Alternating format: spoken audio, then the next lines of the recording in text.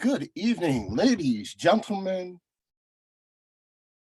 baby Yodas, squids, however you choose to identify this evening. If you can hear my voice or see my face, you know that it can only mean one thing. That's right, it is time once again for the worst 120 minutes or so in all of sports.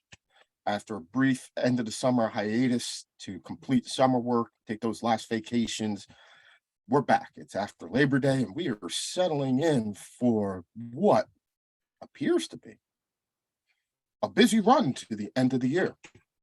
I'm joined as always by my faithful partner in all things podcasting, producer Stead. How goes it, sir? It's going fine. It's going fine. Got to watch a lot of games today, which was good because I didn't get a chance to really watch any games over the weekend. So rather busy Labor Day weekend. But it's probably the first time ever where I'm probably more prepared for Champions League talk than I am for Premier League talk. But it's gonna be a good day. Gonna be a good day. You know, and you're getting off right at the right time. The games are coming up thick and fast. Mhm. Everybody's playing every couple of days. There is pretty much a game on, a significant game on, or two, multiple significant games on every day until about the end of the month. We'll go into a brief international break, and then it's the stretch run throughout October. We got the World Cup. They come back thick and fast again until the end of the season.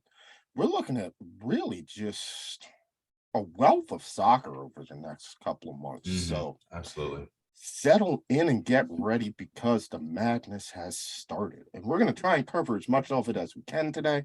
We're a few guys short. Cam is out for a bachelor party. Coach Matt is down taking a late vacation to Disney with the family, probably one of the last ones he'll get before the next new one is born. And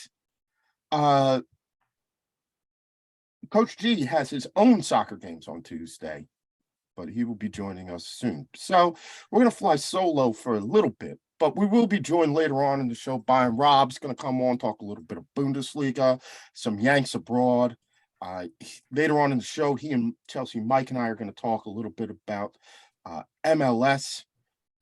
Hard to believe there's only 4 games left in the MLS season. Stead, is now the appropriate time to do our season preview now that we know probably. I think we can finally have an actually decent opinion on who might actually win this thing this year, man. It took 30 games of a 34-game season, but I think we finally figured it out. We hope to have... and we'll probably still be wrong, but that's all right. Professor Matt is going to join us. He's going to tell us a little bit about the Ukrainian Premier League and some of the other leagues in Eastern Europe. And we'll get to talk to him a little bit about what is going on with Liverpool. Once we got past the baffling situation at Manchester United, which was a little more expected, we can now focus on Liverpool, who just 6 points through, or 9 points through 6 games. It's just a little bit of an awkward start for them. And finally, we've got hopefully Larry, the insurance guy, coming on and joining us to talk a little bit about Manchester City and answer that question about how long we think it will take Erling Haaland to adapt to Manchester City and Pep Guardiola to adapt to Erling Haaland. Short answer to that question, if you don't want to hang on, the answer is not too long. Yeah, about an hour and a half. Took about 90 minutes of the first game, and all of a sudden, Erling Haaland has formed this telepathic connection with Kevin De Bruyne, and they just cannot stop scoring. But, you know, we've seen City like this before, so I want to get his feelings on how optimistic can you be after the first 7 games of the season. Right. But let's start with the game that was near and dear to our hearts.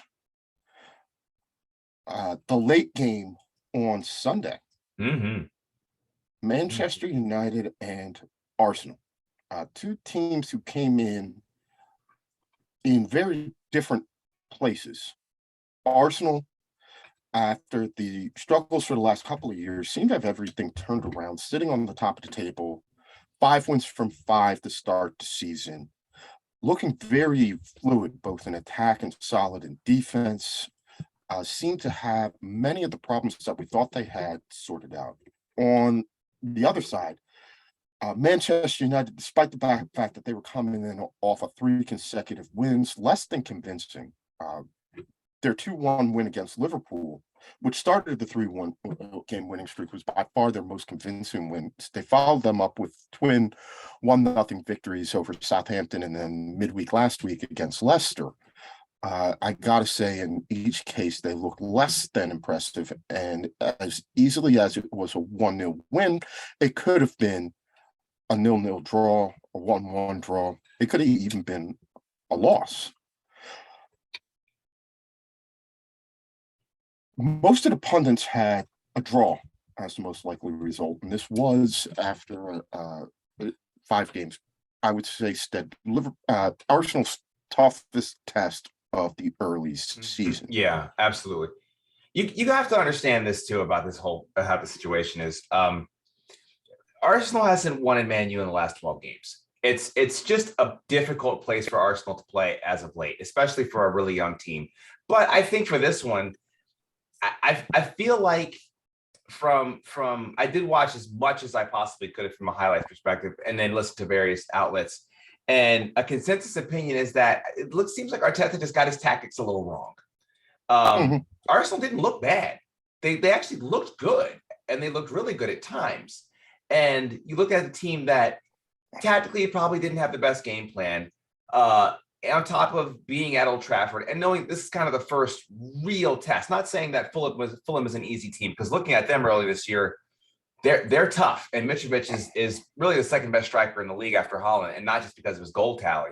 And now you're saying, okay, this is actually, let's see what happens. So I do applaud Arteta for actually not playing a reserve game and going for it, and actually saying, look, no, I think we're actually this good and we can do this against Manchester United, against a team that just had some transfers that came in, have got some wind in their sails, are playing at home against a team that may not be a direct rival currently, but in the last 20 years has been.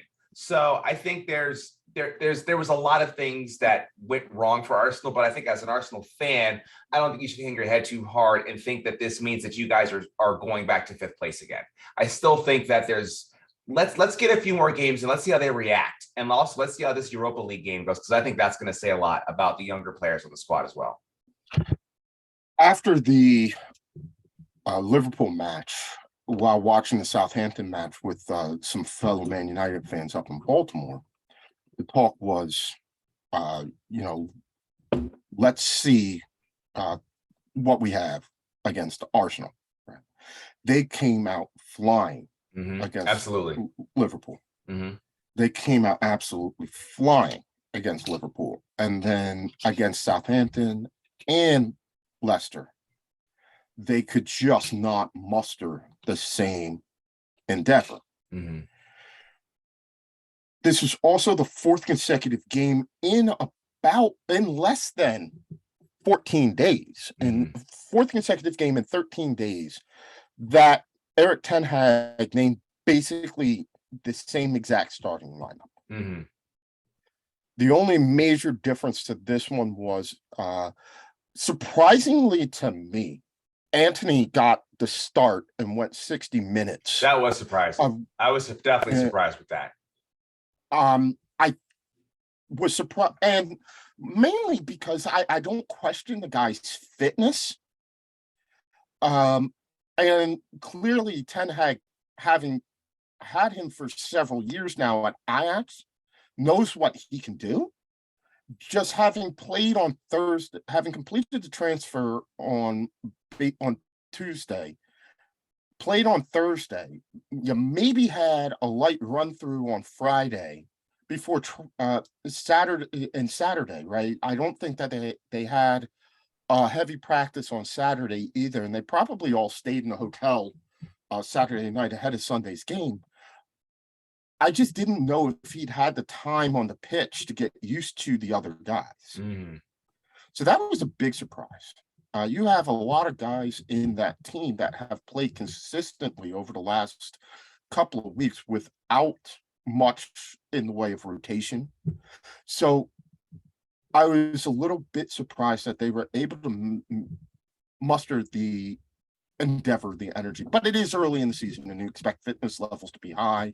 I think that's what Ten Hag was counting on. I think Partey was a bigger miss in the center of midfield Well, for Arsenal than Arsenal initially realized, and maybe yeah, but more so than I thought. Yeah, but I that was what was concerning though, was the fact that when you look at what the game plan they were doing tactically, they were getting caught out and they were letting Rashford get in behind them. And so there was this high pressing that they were doing, but you did not have your real stalwart defender in there. I mean, Lukonga has not played this season. Mm-hmm. I mean, maybe I think he's come off the bench once or twice, but he hasn't really played. And so Xhaka's having to do a little bit extra than he probably is comfortable doing and what's necessary to do. And also let's look, we all want to say that William Saliba is, he's the new Rudiger in the Premier League. The guy's only played 5 games. Like slow down. So, and Ben White, Ben White is not a right back. I don't know. I don't think he is. I don't know. That's just my stance. I feel like you put Tomiyasu there, but that's just my. I don't think that had much bearing on the game because that's not going to change what you're going to do tactically. But I'm just saying, Partey, the whole Partey left was pretty big, and he's getting called up for Ghana, and I hope they don't run him out too much because I just let's just chill out a little bit. You're already in. Sorry. Well, I mean, the memes came out afterwards, and I didn't realize this, but Marcus Rashford has had a time with Ben White. Yeah. Oh, yeah. In their past meeting. He has quite often, and in fact, the joke was the reason why Marcus Rashford was able to get that brace was because he was going up against Ben White. Yeah, that's why I was saying Tomiyasu would have been a better fit there. I'm not convinced that Ben White is a right back. I'm just not. So, and I'm sure it's how do you play all 3 of them?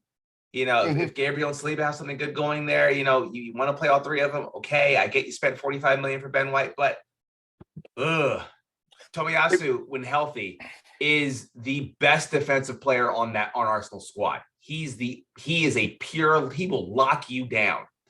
And I know he's coming off the bench a little bit. He might not be quite ready to start after his recent injury, but we'll see what happens when he gets fully healthy. Because I do think there should be some competition there, and I'm just not sure Ben White's the guy to put out there like that. And I love the kid. I think he's a phenomenal player. I do. I think the high pressing was coming into the game based on what you had seen from Man United in these previous 6 games. Yeah, but they didn't adjust when it wasn't working. They didn't adjust. And sometimes you wonder, how much can they? What can? Maybe that's something Arteta has to learn. We always talk about managers having a plan B. Right. What do you do when you set up a team and you set out 9 players, and even though you do have the 5 subs this year, which means that you can basically change your entire outfield lineup and makeup of your team.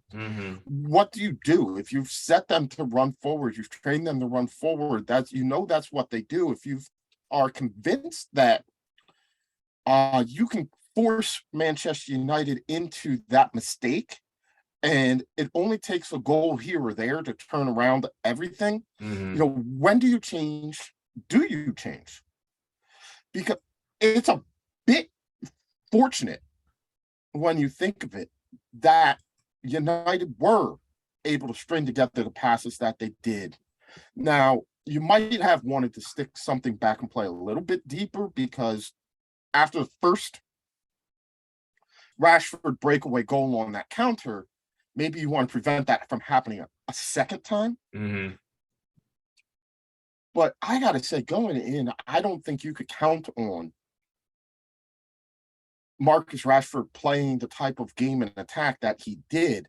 And I got to be honest, I think that the 2 goals covered up for a lot. There was a lot of times where Rashford was out of position. He was too far back, trying to run at people, and gave away possession cheaply. It wasn't until he started to actually stay a little bit further forward that there was something that came of it. If that was an adjustment Ten Hag noticed as time went on and made, full credit to him. Now I see why he's got the Manchester United job. Mhm. But I think that for a lot, great. Marcus Rashford scored 2 goals for Manchester United. And I think it's 3 in the last couple of games Mhm. after going ages Oh, without yeah. having scored. Mhm. But there was a lot there that I think was still broken. Mhm. Um, Basically, I would think that really the only player who stood out to me in an attacking sense was Anthony. Yeah. Mm. I mean, you can't ask for much more on his debut. He was aggressive. He took on players. He put in some defensive work when it was necessary. He was quick with passes. I think when he gets used to the runs that he's expecting to make in the pitch and things like that, that he's may not be as used to yet, he will connect better with them. He had a pretty solid connection with Bruno, and I thought that Mhm. he was able to release Bruno a little bit more than we had seen. He gave them an outlet, uh, perhaps a little too much. You could see so much of the stuff was going through Anthony that I forgot for long stretches of time that Jadon Sancho was even on field. Mhm. Mhm. Mhm. Uh, and to be honest, Sancho has been good in this run. I can't complain too much about what he has Well, it's done. about time he's getting on the field. Well, he's another one. He's gotten it. He's young Sometimes though. He's still he's young. young. He's gone through 3 coaches with 3 different sets of expectations Mhm. since he's gone to Manchester United. And I was commenting to one of my friends, he was saying how Sancho, when he gets the ball, wants to pass and run. And when you look at Dortmund's system, that was what he was asked to do a Right. And it lot. clearly was working when he was healthy. It was working quite well. Yeah, and so that's his makeup. If he gets the ball as an outlet in the defensive half or in the defensive third, he's automatically looking inside, center the ball, give it to one of the attacking midfielders to drive the ball. I'm going to make that outside run and put pressure on the fullbacks because Mhm. that's what I do best. Make the fullbacks, make the center backs make a decision. Right. And so often with Manchester United, he's been looking for that pass, and that pass isn't there. So now he's forced to dribble the ball up to the midway line before he can get anywhere. I think he's getting used to what Ten Hag wants. He's fitting in more with Christian Eriksen, who, another one, let's be honest, he has brought more to Manchester United this year than Agreed. I thought he was. You know, I will not lie and say that I was worried when he restarted playing. I did not think that he needed to resign. I was concerned when they brought him. I thought, and I said on this show, I expected him to be more of a bit player because I just did not know what his cardiovascular health was. I'm Mhm. still concerned about him playing with the pacemaker and what any shot can do to. But when you watch him play, he looks fit. He He looks does. lively. He looks Yep. creative. Mhm. Um, he has fit in well in that sort of box to box creative role that he's been asked to play. And most of the good things that have happened attacking wise, you can point right to Christian Eriksen and say they've started here. Agreed. I think the Agreed.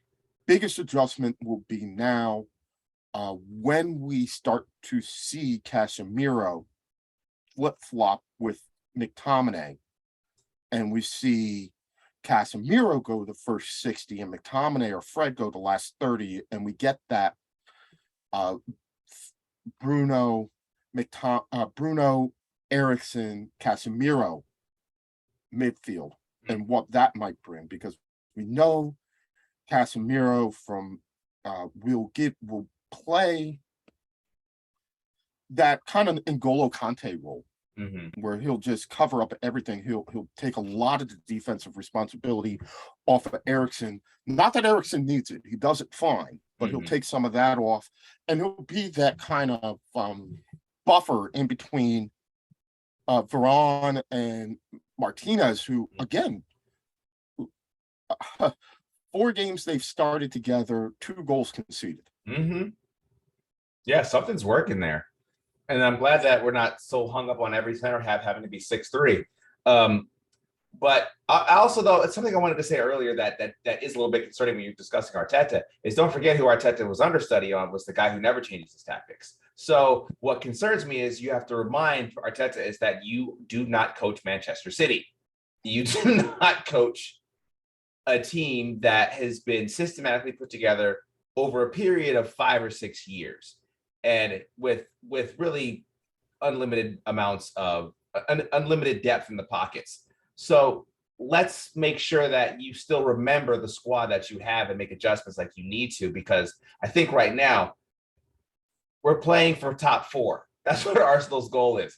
If we don't win a trophy this year and get top 4, that is a huge success. They could go out in the first round of every single tournament outside of the Europa League, and it will be a successful season if they get top 4.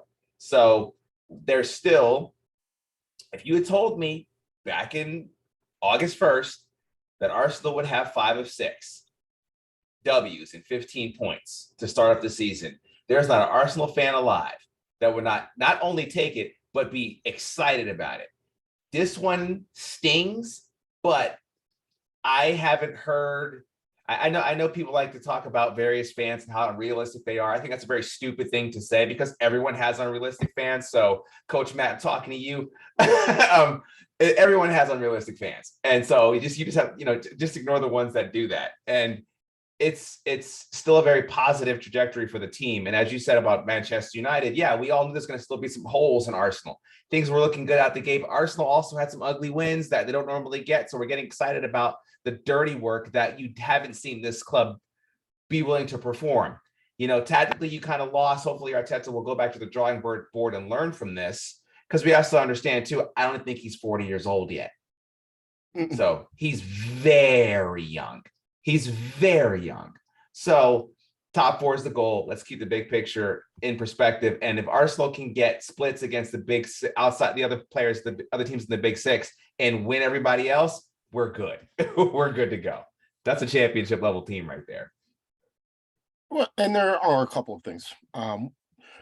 We have seen Arteta make adjustments to the team and tactics in between games, yes, but not in the game. Not during games. Yes, right? And not necessarily to the need to the tune where you may need to make them in a game like that. And that may be the next step in his evolution. I hope so, because what he should have really done, I mean, yes, hindsight being 2020, I didn't mean to cut you off, but what should have happened is when Bukayo Saka scored to tie, you should have been playing for the draw. That's what you should have been doing. You should have locked it down, because let's just get a point and get out of here. I know Arsenal had the ball a lot, and I know that's not a popular opinion, but you have not been able to get points at this stadium. Bottom line, you cannot get points against these teams. Just get the points. Just get the points. I disagree with that. I know. I disagree with but that. If you are an Arsenal fan, I think you would agree with me. Get the damn points. Because you cannot get points at Old Trafford. You never get points at Old Trafford. You have to get them some way. Get a point and run away. Get a point and run away. I'm scarred from games at Old Trafford. If Bukayo Saka had scored to tie it in the 80th, I could have said if he had. If it had been the 80th when he scored that and leveled it, right? I would have said, okay, take the point and walk off. With 30 minutes left to play and a Manchester United team that has shown that they can be fragile, that they will make mistakes and they will give you an opportunity. If they had sat back and not tried to press and not tried to do what they were doing, and changed tactics and said, okay, you know what? We're going to park the bus and sit for a draw. I might have said, but like, why? Why did you gift United a point that they probably didn't deserve? Because United's won 3 in a row, and You've they're playing won it. 5. You're playing at home. This game was not in North London. You're playing at home. It's different. not like they have means something. It means something. Like you take a point on the road against a Manchester United. You take a point. Yes, but we have seen so many teams recently. So many teams. Brighton. But every year there's a Brighton. But not every year, but Brighton just this year. You look at how many games they have there's lost. A team that kind of does this that Brighton's doing right now. Every year there's Brighton one specific team. Brighton went in the first day of the season, took it to Manchester United, punched them in the nose, and won. The next day, the next week, Brentford does the same thing. You know, I think you could have seen there were plenty of opportunities for both Southampton and Leicester to pick up wins against United in those games. Had Leicester been a little bit better, and that's something that we do need to talk about, is just how bad they are. Yeah.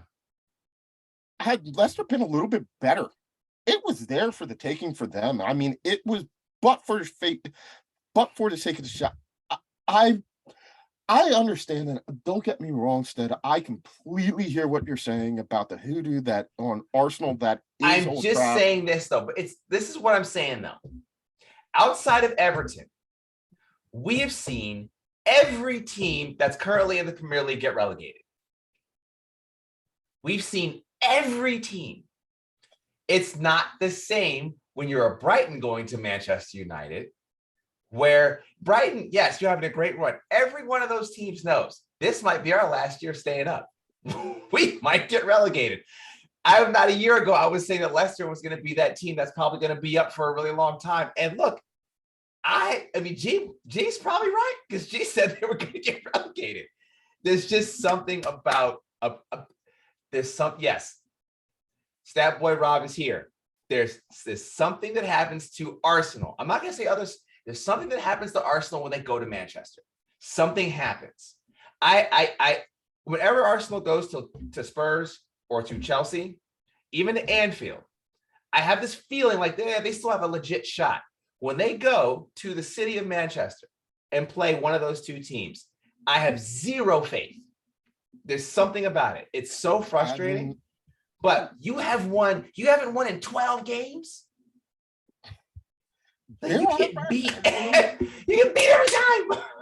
I'm sorry. It's just take the point and run. Take the point, hide to the desk and run. Take the point. We have been beaten down at that stadium. Meanwhile, we're sitting there looking at them and saying, oh, geez, like, I don't know how this happened. You know, look, there are certain places there. Arsenal played well. They played great. Lost. Got funked. I think the scoreline, I don't want to say, I think the scoreline flatters United a little bit. Maybe, and I can gripe about the Odegaard foul and all that other stuff, you know, but it doesn't matter. You lost. I'm sorry, that was a foul. It wasn't. Whatever. It was a foul in the build-up to the goal. Whatever. Yeah, I'm not going to bring that up and be like, but it's like those things happen in games. Mm-hmm. You lost, and you had, and you should have known not to play Ben White there. You just should have known. I think that probably was the biggest one. That was the problem. That's the big not to play him there because Ben White was actually. And funny thing was, Ben White played fabulous last game. Mm-hmm. He played great against Zaha for Palace, who's having one of his best seasons of his career. But it's someone always seems to drink something wrong, man, and they go to the game and they just. But once told myself I wasn't going to get hyped about this. Once Rashford went around him for that first one in the Stretford end, and Ben White has to sit back there and listen to the Stretford End chirp, Yep. that was kind of when you knew it was all over. Yeah. Because I mean, those boys, it's an Arsenal game. The team's playing well. They have a little bit of something to get excited about. Yeah. And they're going to chirp, and they chirped, and it played a factor. Mm-hmm. But I mean, like you said, I think there were plenty of good signs for both teams. Mm-hmm. Ones that indicate that, you know, this could come down to matches later on in the season to see which one of them gets into the top four. I still think Arsenal, based on continuity, is a little bit more likely right now. But you know, we United is sitting there. We're waiting for the other shoe to drop, and we're still waiting even after because it's been such a season of extremes that you're waiting to see, okay, will the real Man United really stand up? Because you don't want to say, okay, the real Man United is the team that beat Liverpool 2-1, beat Arsenal 3-1. But is it the team that struggled to beat Leicester and Southampton, which looked very much like a team that we watched for so much of last season, just laborious and boring? But then are they that team that got beat down the first two games of the season and just embarrassed and utterly run off the park?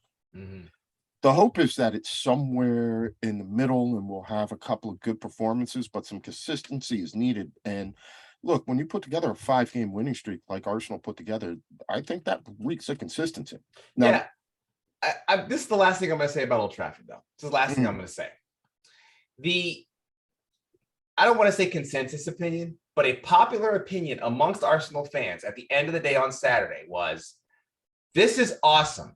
No matter what happens this weekend, we'll still be in first place. We were already preparing for another Old Trafford day. So that's why I still say there's still something there. There's still something there. And that's the case. You guys are still on first place. But I think the big issue for Arsenal from an Arsenal perspective is over about the next 5 to 6 weeks, going into this latest international break, and after it, it gets a lot tougher. Absolutely. But good. It needs to, because, you got, when you play your first 5 and you get a favorable drawing like you did, hey, you're going to have to play. You got to play them eventually. But, you get Everton at home. So Everton's got their own struggles. They look like they're going to be in a relegation battle all year. But look, going to Brentford's not easy. That's not an easy game. Ivan Toney's having a great season, but that team's playing with real confidence with their second year in the league. They feel like they can play with anybody. And then you got Spurs, Liverpool, and then Leeds and Manchester City. So it's going to get hairy. If they can just battle, and they got a few Europa League games too. So if they can just battle and try not to kind of like bleed the tank too early and overly focus on one tournament or something like that, it's more of go in there. You can play with anybody. It's not like Spurs have shown that they're that much better or worse than Arsenal is. And look, even when City looks unbeatable, they drop points. They looked unbeatable over the weekend and they drop points. So it's still anybody's game. Even though City's going to win by 10 points, but it's anybody's game for 2, 3, and 4 because you can't trust Liverpool right now. It's also kind of some of the timing of the games is a bit awkward. I'm especially looking at this one. You go out of the international break, right? And then the first thing you got is a lunchtime game on Saturday for the North London Derby. I'm just, yeah. You think about, you might get most of your guys back sometime Thursday who are playing who are traveling distances. Mhm. And some of these guys will be international call-ups and have to travel distances. Mhm. And you get them back, and who's going to be available to play in the 7:30 match? All I'm going to say about that is the good thing from an Arsenal perspective is there's not too many of Arsenal's players that are going to be starting for their national teams. At least, like there's not that many, and I'm pretty sure that Ghana did not qualify for the World Cup this time. I don't think they did. I'll have to double check, but I'm pretty sure they didn't. And Norway's not in either. So even if they call up those players, I mean, they're not in a situation where they're trying to get a spot on a World Cup roster or anything like that. That's just not really part of that's not what their future lies for the immediate. So hopefully they won't see too much field time. I mean, and Mohamed El-Neni going down, I think that was a problem. That was a problem. Him being hurt, because he's not a great footballer, but he's a damn serviceable plug-in defensive midfielder who can give you some real solid minutes, and he does all the dirty work that you appreciate. So hopefully they won't be overly. The travel sucks a lot of you in general, but hopefully they won't be overly exhausted. The sad thing is we got 3 players that play for Brazil, so that's a long flight. Yeah, Ghana did qualify. They did qualify. Okay, I wasn't sure. Okay, they're in Group H. Okay. And well, Partey's hurt, so hopefully he doesn't play. Well, the only good possible thing that you can think about with this is Ghana play both of their World Cup, pre-World Cup friendlies in South and Central America. Okay. In fact, their first game on the 23rd of September is against Brazil. So you can stash, maybe, they have to go to their country first. Yeah. But I mean, maybe if they're nice and Brazil releases all of them, you can put them all on one charter jet, fly them back. Sure, just fly them all in. You get a bunch of players coming back pretty quickly, yeah. Or whatever, have them all meet in because their second game is against Nicaragua. So maybe you can have them all meet in one central place and just fly them all back together. Yeah. Get them back together. Yeah, that happens often. But yeah, I mean, it definitely is going to get tricky. And I think, by the time they go through, it's very cliche to say, and it's true about everybody. I think, by the time they go into the World Cup, we will know who they are. But that's the case with all the teams. By the time they get to the World Cup break, we're going to know who's who pretty much. We may not know exactly what the table is going to look like at the end of the season, but we're going to know who's for real, who's in a little bit of trouble.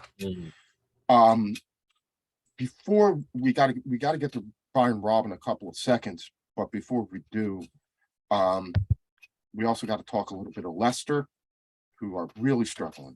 Yeah. But before we even do that, Celtic Cam's not on tonight to talk to us, but I do want to bring attention to the greatness that was the first Old Firm derby of the season on Saturday. If you're a Celtic fan. Greatness if you are a Celtic fan. I just think the occasion's great. Oh yeah, I love watching it. Absolutely. Though it's one of the most entertaining games you're ever going to see, even on television. It's always a great game. And there's always a lot of gamesmanship. There's always a lot of back and forth. I am so happy now that CBS Sportsnet has made it a point to put those on so that they're way more accessible than they were before. For a while, ESPN and Fox kind of sort of had the rights to them, and you may get one streaming, you may get one on TV, but now it's pretty much guaranteed that it's going to be on CBS Sports. I almost initially forgot that it was on, so I got a late start into the morning because, of course, it was the first thing Saturday morning. Celtic hosting Rangers, and an emphatic victory for the Hoops, the boys in green, 4-0. They ride 3 first half goals. They again showed just how they are running circles around the Scottish Premiership right now, and it's going to take a lot to see where they fall off. And I think the scariest thing about Celtic is not how well they're playing right now, it's just how incredibly deep that team is. Kyogo goes off. They're able to bring on Giamakis. They're able to bring on the likes of Lyle Bada, who scores a brace. I mean, they just have so many attacking options. It's nuts. We saw them tonight in action against Real Madrid again at Parkhead. Very interesting stat. Carlo Ancelotti had never beaten Celtic in Scotland. I know that he'd only played there 3 times, but he never won there before with AC Milan. In fact, he didn't win at Celtic with an AC Milan team that later went on to win the Champions League final.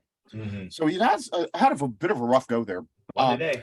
They won today 3-0. Celtic and Postecoglou said they were going to play their game.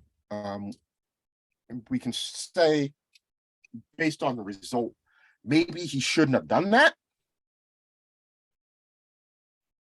against Real Madrid, because clearly you don't have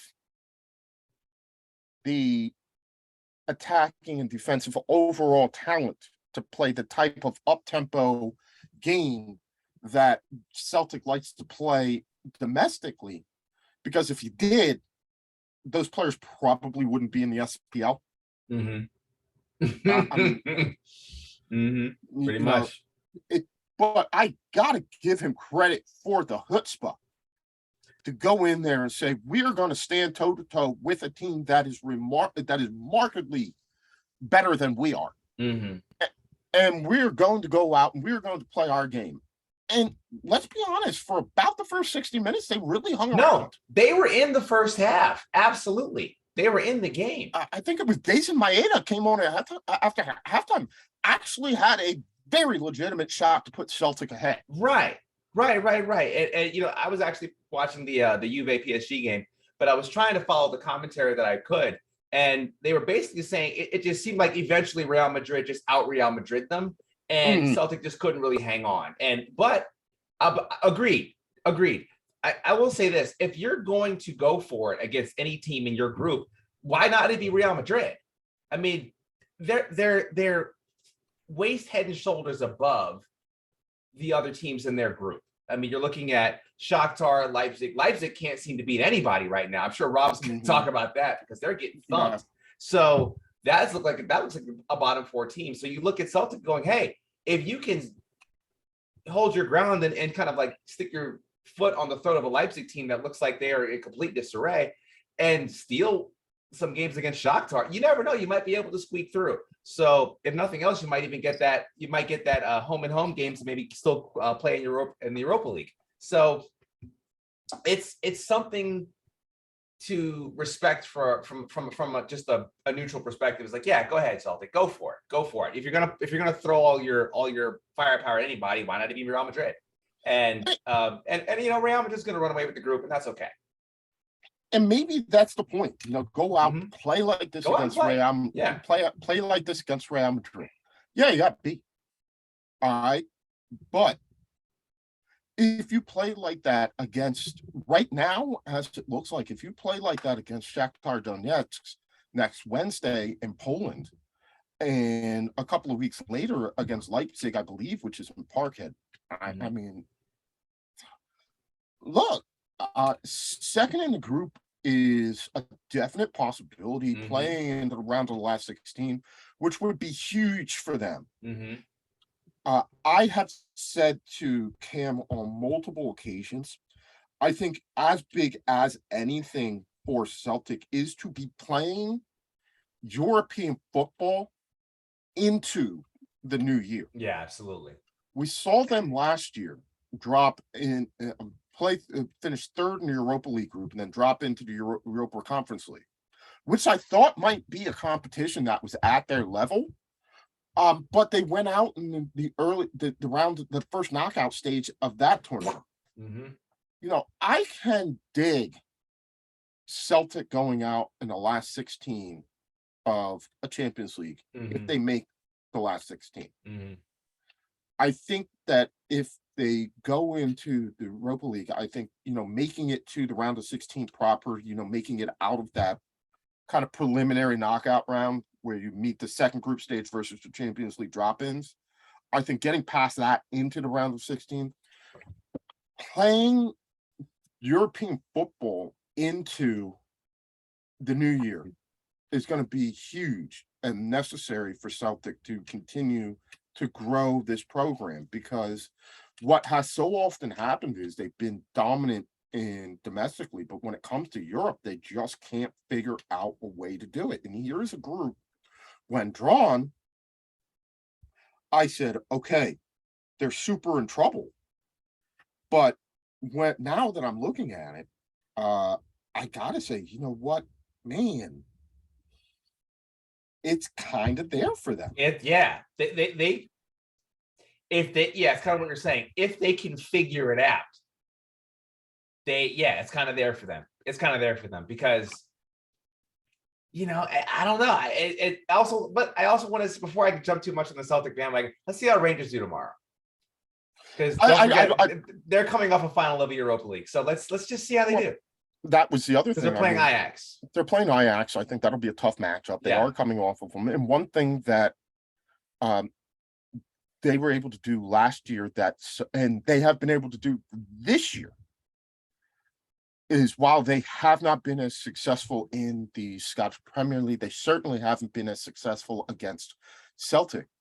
Where they have been where they have been successful is Europe. That game against PSV, I thought for sure they were going out, and they didn't.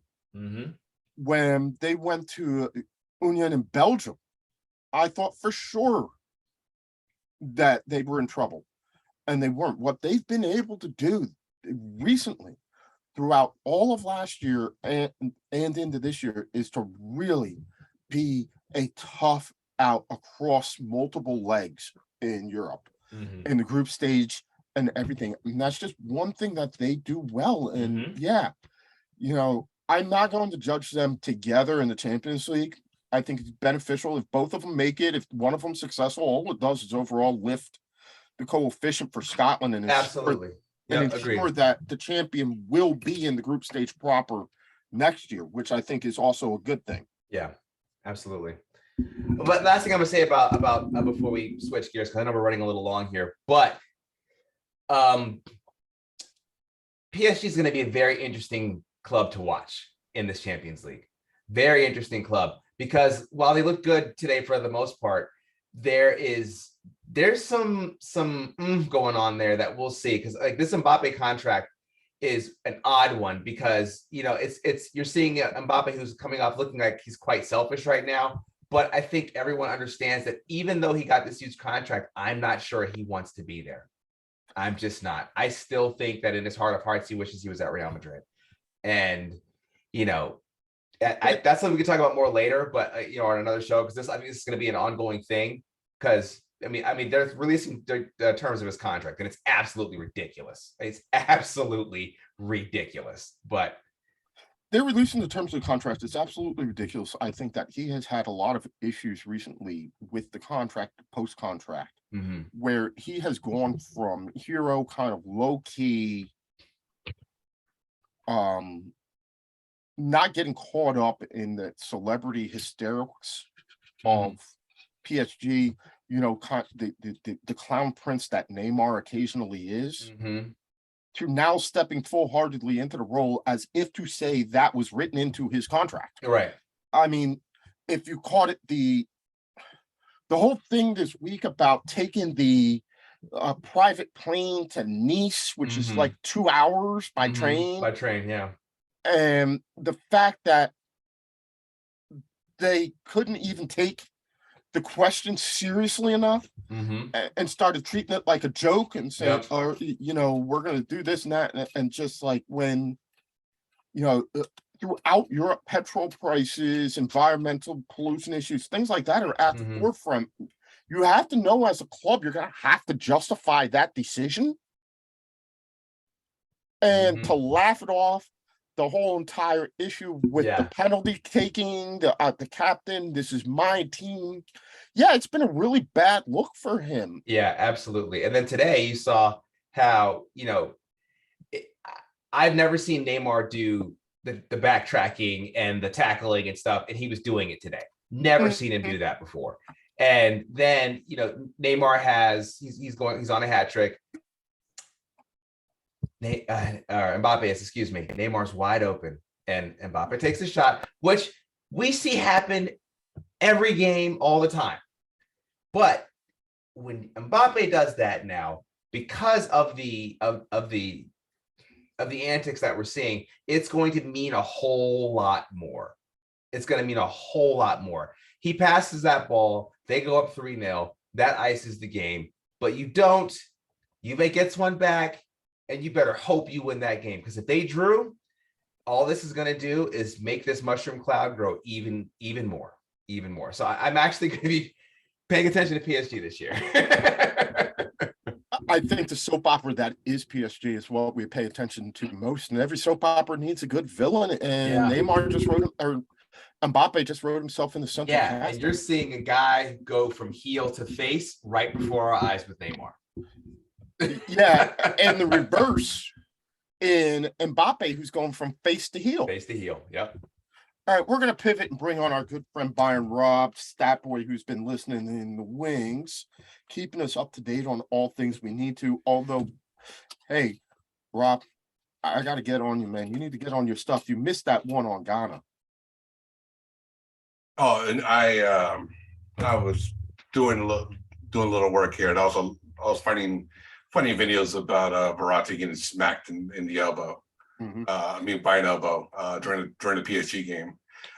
So I sent it in the chat, but on Mbappe, there was 2 articles today about Mbappe. He did 2 interviews in the summertime, one in the Washington Journal and one in the New York Times.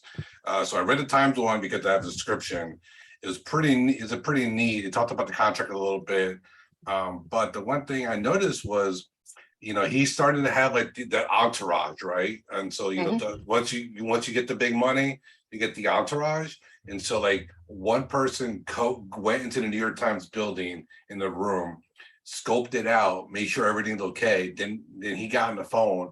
And then that's when Mbappe got dropped off in front of the New York Times building, which is very, very posh, almost like he's a VIP or a statesman or something. So that was very interesting, so you're starting to get a little bit of the diva-ness in there. And that was, it was articulated in New York Times. And so, and you're right about the face and the heel thing, because, Neymar for a long time has been this heel, with the flopping and, the running around and, him celebrating his sister's birthday in the middle of the season and all that. But now, Mbappe got this big deal, and so now when you want to make someone a villain, you need someone to make the face, and so now this is sort of it. I mean, Messi's still a little clean over there, which is interesting enough, but it's Mbappe. To me, it's always been Mbappe's team, because I think he's an amazing player. But at the end of the day, like the penalty misses don't help. The Euros, the stuff that happened in the Euros don't help either. And honestly, he was ready to go. I mean, I know like President Macron, talked to him and try to convince him to stay, and that Qatar oil money is really, really, really sweet. But look, I mean, if you're a proper footballer, it's time to go. It's, Real Madrid was calling you. You were gonna make it. You want to be like Zidane.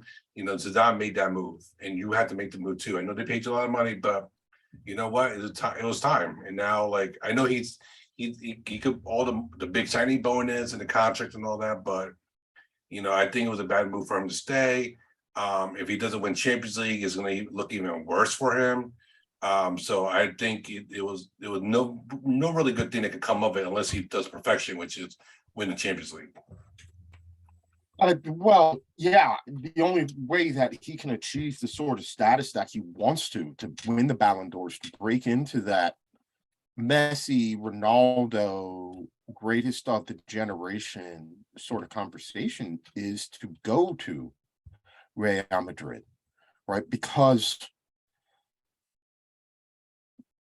partially through no fault of his own, just by simple, he's playing at PSG in the French league, and PSG has failed so mightily in the games that matter in Europe. He's almost been overtaken in a way by Erling Haaland. When we talk about who's the best young player in the world right now, it's Mbappe. It used to be it's Mbappe, it's Mbappe, it's Mbappe. Mbappe is going to be the future. Mbappe is going to be the next Messi. Mbappe is going to be the next great player. We're watching this clear handing of the mantle from Zidane to Ronaldo and Messi, now to Mbappe. And when you look at it, Haaland with Man City in the Premier League, even if he doesn't win the Champions League, if he's the leading scorer on a team that wins multiple trophies in England, he will overtake Mbappe. Professor Matt brought up Vinny at Real Madrid also, who's kind of on par with, if not overtaken, Mbappe in that conversation. I don't know whether whether Vinny's presence at Real Madrid played any factor into why Mbappe chose not to go there. But yeah, I think that it is an interesting conundrum to see him at PSG. I wonder how much the contract for Mbappe played into the resurgence of Neymar that we're seeing, as if to say, he got that money. I want to prove to you still that I am who you think I am. Yeah, no, it's going to be interesting. We'll see how long it takes. We'll see if Neymar can track back on defense for a whole season. I mean, he been doing it recently, but we shall see. But they look good in Champions League, but then again, it's a group stage, and when the oil state clubs make it to, they can never win the silverware. PSG made it to the final, City made it to the final, but that didn't matter. We've seen PSG look great in group stages before. Yep. We've seen PSG look great on these occasions in group stages. Mm-hmm. And let's be honest that the team that they were playing today in Juventus has the name Juventus, but it's not the Juventus team that we're used to seeing. And the downturn has been so precipitous and so quick that it's almost a bit surprising. Like, we're talking about a team that, up until about 3 years ago? Yeah. Serious contenders for the Champions League, 9-time defending Serie A champions, winning everything that there was to win in Italy. And then, the Ronaldo season, and it just all dried up like that. Yeah, pretty much. But so you guys bring me here to talk about the lovely German league over here. So let's talk about the fact that we touched on Leipzig very briefly, and I actually, Professor Matt's waiting in the wings, so I do want to bring him in a little bit early to talk a little bit about this match with Leipzig and Shakhtar Donetsk. Rob, Matt, was Shakhtar that good, or was Leipzig that bad? Matt, you go first, Professor. A little bit of both. Leipzig have not looked impressive, neither in the Bundesliga nor so far in the Champions League. And give Shakhtar credit. This is a club with a, Serbian reject manager who got hired 2 months ago. All of their billions are gone. If there wasn't a war going on in Ukraine, this squad would look entirely different. And they're doing this with kids and like reboot guys. Marian Sevet with a brace. I haven't thought about him since 2018, 2019, when he single-handedly kept Karpaty Lviv up from relegation. He then went to Cam's club, Celtic, and just vanished into the ether. He looked like that guy again, which, if you're a Shakhtar fan, is definitely something you have to be happy about. And this Mudryk that I mentioned before, only Jesus, he's good. He's real good, and he's only going to get better. So I think it was a combination of both, but full credit to Shakhtar. I mean, in terms of degree of difficulty, yeah, this is a club which would look nothing like they would if there wasn't hostilities going on in the country. Rob, we have talked at length about how you can't continue to sell your best players year after year after year after year and continue to compete. We didn't see the same sort of level of exodus from Leipzig last year that we did in previous years, but they had already been on the decline last year. Timo Werner's return, make of it what you will. Is it safe to say that Leipzig's in a little bit of trouble? Yeah, they're not doing well. They need to get points in the league quickly. And it's not going to get easier because they have Dortmund coming up on Saturday. And then they got league leaders, Dortmund. No, Freiburg's league leaders. Well, okay, second place in the table, Dortmund. Yeah, second place in the table, Dortmund. And then they got Gladbach right afterwards in the league.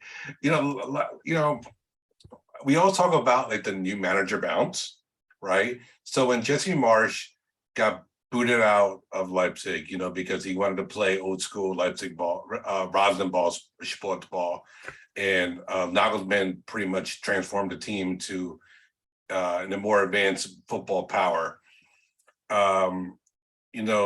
Tedesco came in and kind of solidified the team, made them more structured, and you get the new manager bounce. It just happens, right? I mean, you guys know they're united with Solskjaer.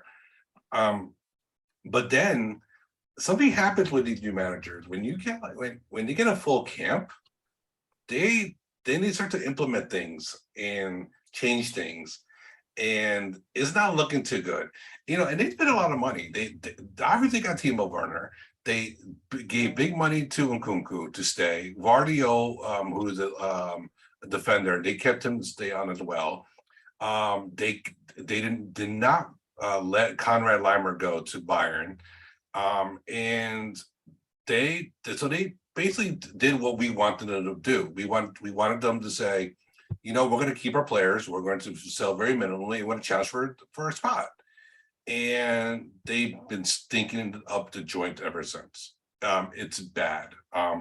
This is not, you know what? And it serves them right for putting Red Bull into the DFB Pokal after they won it. Instead of putting beer in there, they put an energy drink in there. So screw you, Leipzig. You deserve everything you get. And they lose it at home 4-1 to, like Professor Matt said, Shakhtar Donetsk, who had one Brazilian left. Poor Taylor there. He's hanging out by himself. One random right back. A random right back having Rodizio by himself somewhere in Poland. And that's it. And that's pretty much it. Sina Traore is somehow still there. Exactly. And Leipzig brought in a Timo Werner, a Champions League winner, Timo Werner, and they're sticking up the joint. So, And then they got Real Madrid coming up. Tedesco is in trouble. This is not good. And you know who make a good option? Marco Rosa. Marco Rosa is without a job, collecting Dortmund checks. He coached RB Salzburg. He's somewhat familiar with the hierarchy here. So, but yeah, no, Tedesco is in trouble. This is bad news. And raised the red flag. And maybe it wasn't Jesse Marsh's fault. Maybe. Well, you brought this up. They've got a run that goes through Dortmund, away to Real Madrid in the Bernabeu, and then away to Mönchengladbach, all before the September international break. Chances that Marco Rosa replaces Tedesco over the course of that international break? I'd say 60%. 60%. They need to win against Dortmund, and then Tedesco survives past the international break. But if he doesn't, and they start dropping points, especially if they lose at Gladbach, and you get the international break, that's a great time to make a managerial change, because then they get a couple weeks adjustment to the squad and these surroundings. So yeah, no, it needs to happen. So 60%. That's my odds here. Elsewhere, Bayern Munich is humming along. Everything's looking great. They're scoring goals for fun, and the calendar changes, and then splat! 2 consecutive draws in the Bundesliga. Sees them draw out from first to third. Now, we talked about the 2 that they drew. We have seen this before. You brought up the point that Union Berlin is a really tough team. Cause for concern, natural occurrence. Where are we on a panic meter for Bayern fans? It's weird, right? Because Bayern is this team that they're either destroying the league and they're making a mockery of it, or they're raise the alarm. We need a new tactics, new players. Where is Robert Lewandowski? Can he come back, please? No, the Gladbach game is the Gladbach game. We all Bayern fans, especially seasoned Bayern fans and Bundesliga fans, know that game is always very difficult. Especially away, but it don't matter. Gladbach is just an amazing team. Again, for some reason they have Bayern's number. It's a bogey team, as we call it. Union Berlin's a different story in that Union Berlin have come to the party to play, and they showed up at home, by the way, against a team, and they held on. And it wasn't Jordan Piefock who scored, shockingly enough. But they came to battle. They were not afraid of Bayern. They played their game. They played defensive. They played counterattacking. Bayern had many chances on goal here, and just could not put one in the net. Union survived. And you know what? Give respect to Union Berlin. They deserve the draw. They did really well, and they're going to be a major player. And isn't this what all you Bundesliga fans or watchers wanted? Didn't you want some little competition here? We're giving it to you. Enjoy it. And then before you start begging for Lewandowski to come back. No, this is good for the league. And honestly, I can't wait to see Union in Europe. I cannot wait to see their stadium lit up under the bright lights in Euro competition. It's going to be beautiful. But no, Union has been a good squad. They have been. They battle, especially with this game against Bayern. They almost came out 50-50 in duels with Bayern. They lead the league in aerial duels and winning aerial duels. The whole team just plays team football, which is beautiful to watch. And the atmosphere has been fantastic as well. Biggest game of the season, coming out party. Jordan Piefock, nowhere to be found. Literally nowhere to be found. Not in the team sheet. What was that about? I don't know. I'm really confused. I'm really confused about what happened to Jordan Piefock. And even like I forget who scored. Becker, I believe, scored. He got taken off and he was pissed off. So I'm all confused. But you know what? Who knows? Because they took points away from Bayern. I know it's not a home win. That would have been better for them, but and honestly, I was scared for them because I thought when Union scored and then Bayern scored within like a few minutes afterwards from a Kimmich beautiful goal from a crazy angle. I thought the route was on. I thought it was it. You woke up the sleeping giant, but Union held on. But no, it was really interesting to see. Jordan Pefok has been this lit up player, and he was kind of nowhere to be found. He didn't start. Becker did, unless they really maybe he's got. So one of the things that Berhalter was saying about Pefok was it seemed like he doesn't have the energy for the press, so maybe he needed a break or something. I have no clue whatsoever. I don't know. No. I know what happened. He's hurt. That's exactly what happened. He's hurt. Okay. He has a muscle injury. He'll be back later in the month, which might hurt his chances for getting called up. But no, they I think he did so well for them so far this season, and I think he'll slide right back into the squad once he's back. All right.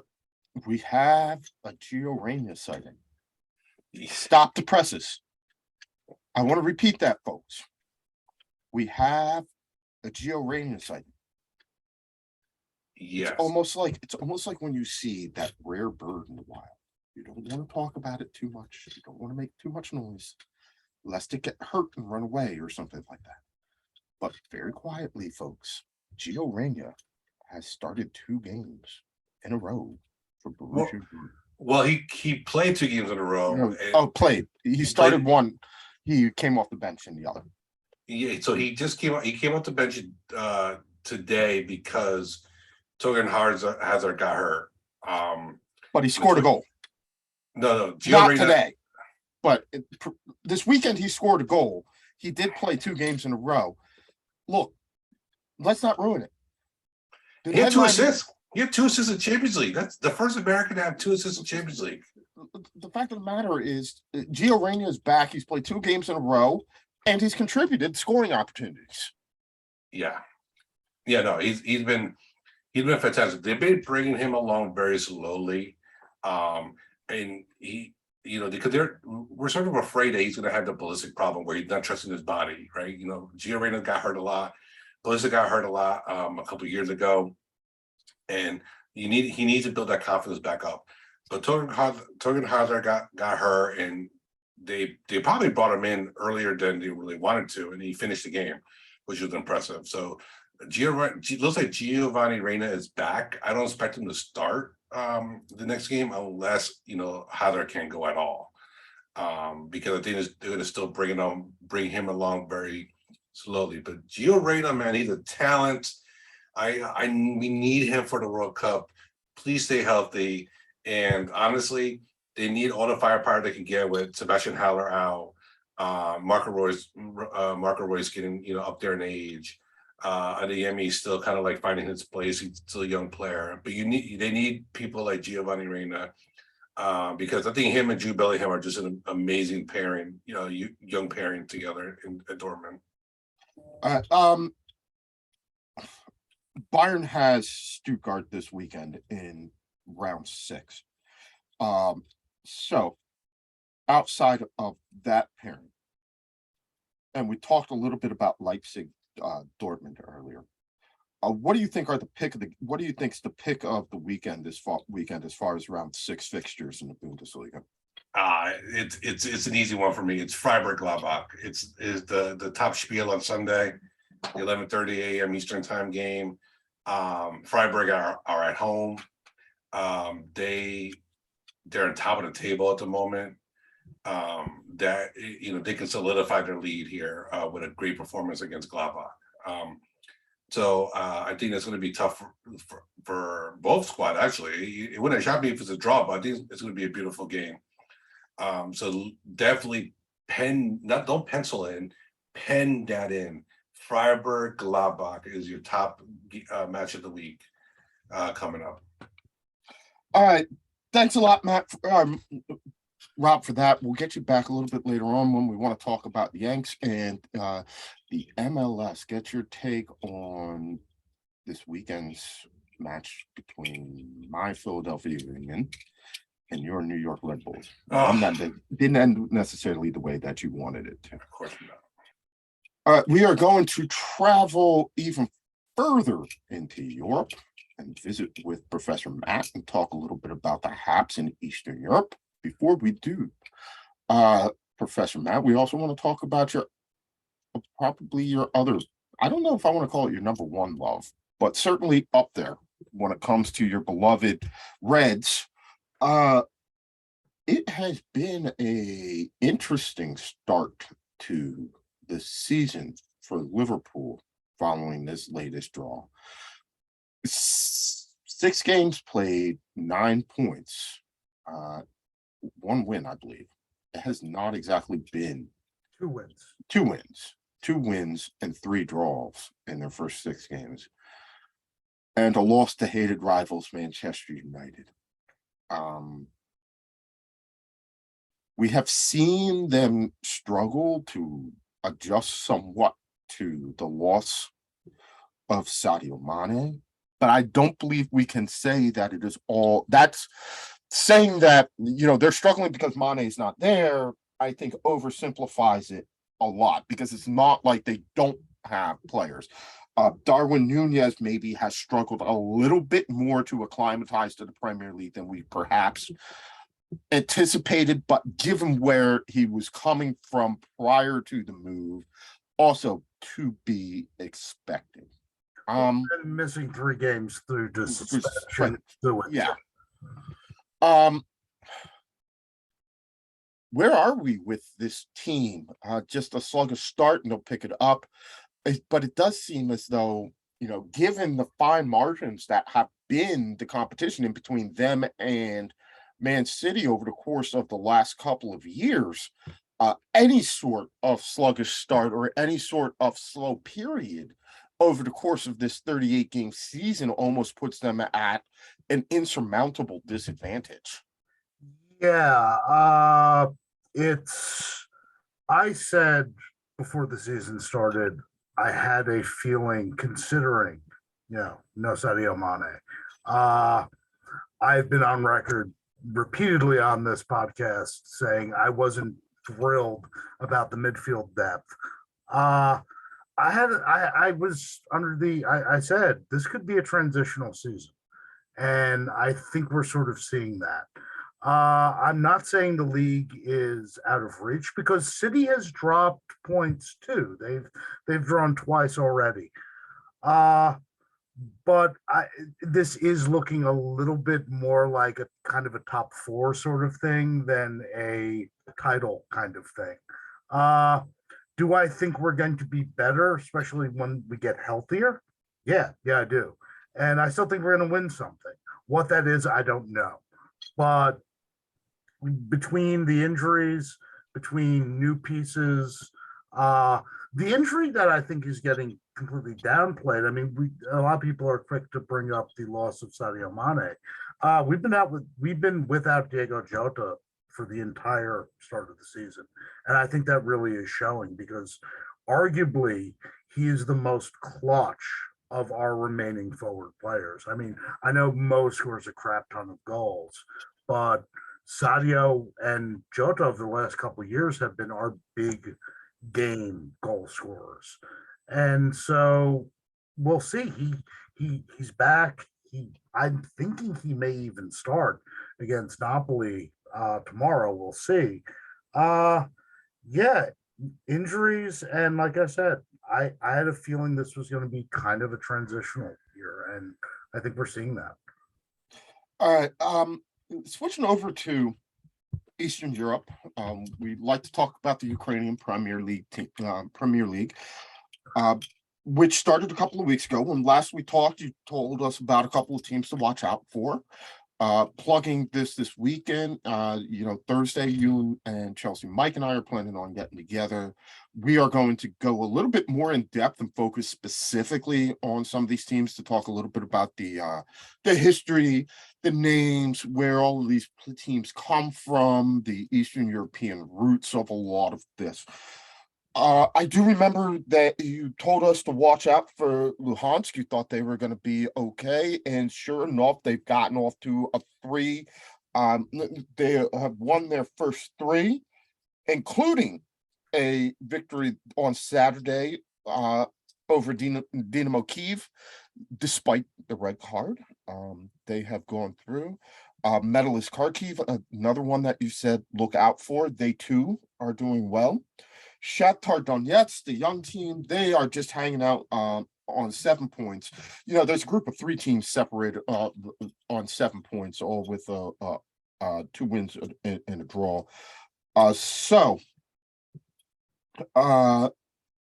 Give us your thoughts on where the Ukrainian Premier League stands as we go into the last game this weekend before a extended international break for the Ukrainians. Some of the younger teams that have stockpiled local talent, and I said, especially this season with the dearth of foreigners, this was going to be crucial. You're seeing this at play. Zaroya, who are really a really well-run club, usually in the Europa League, have managed to get out of the group stage of the Europa League a couple times. Dnipro and the reincarnated medalist Kharkiv. Shakhtar got off to a sluggish start, but like we saw today in the Champions League, there's talent there. And Dynamo Kiev and their struggles, I guess that has to be the big story. If you told me after 3 match days, now granted they've only played the 2 because of their European commitments, that they would be sitting on 0 points. It's a little shocking. Granted, it was to 2 teams that I had identified a couple weeks ago that I thought were going to have pretty good years. But still, 0-2 out of the gate, 0 points, and a squad that looks kind of disjointed. Now they're missing one of their big center backs, Denis Popov, who seems to be, he's now become one of those guys, really talented, but always with the asterisk when healthy. So that's a bit disconcerting. And it's probably the reason too why Ilya Zambrani, his partner, wasn't moved to an English squad now. We'll see if clubs try to revisit that in January. But they have some problems. And I said too, the one thing, as much as I think over the course of the season, the fact that they are so homegrown heavy is going to prove to be the ace in the hole in terms of getting them over the hump. I have some serious issues with the manager. He's an 80-year-old Romanian man, and his tactics are the tactics of an 80-year-old Romanian man. So we'll see. Big match this Sunday against Lviv. It's kind of ridiculous to say that the 3rd match of the season is a must-win, but it is kind of a must-win. And in terms of just pure entertainment, these are 2 clubs that just do not like each other. Both are sort of battling for the hearts and minds of who is the most, quote unquote, Ukrainian of Ukrainian teams. Dynamo fans unfortunately get a bad rap, particularly from fans from the south and the east of the country as being nationalists. That's true to a point. Lviv fans actually are nationalists, and there have been some rather nasty displays of that over the years, including one of their supporters attempting to punch out one of our Jewish players a couple of seasons ago. But yeah, it's going to be a must-win for them because if they don't get this right, Luhescu might be on his way out quicker than Herr Tedesco at Leipzig. So we'll Okay. We lost you just temporarily. Oh. Um, What was no. You said he might be out quicker than Tedesco. Dasko? Yes, we see Shakhtar Donetsk and playing their home matches in Poland. Is that the case for all of the Ukrainian teams left in European competition? So pretty much everyone from Kiev West Mm-hmm. playing in country in empty stadiums, including with some stadiums that have fallout shelters. This is truly strange times. A lot of the refugee clubs from the East, and my understanding, some of the Crimean clubs are actually playing in Latvia and Estonia. They're playing in Poland simply because anywhere sort of east of Kiev, we kind of can't guarantee security. So Kiev and I think Dnipro, they're playing at home as well. But all the Kharkiv teams, Shakhtar, Soroya, they're all playing in Poland at the moment. Are there any? I know that we still have of course Shakhtar in the Champions League. Are there any other Ukrainian teams left in Europe? Dynamo Kiev and Zoroya are both in the Europa League, and I have to double check. I think there's one squad in the Conference League as well. But Dynamo and Zoroya will be playing on Thursdays. All right, and they're playing in.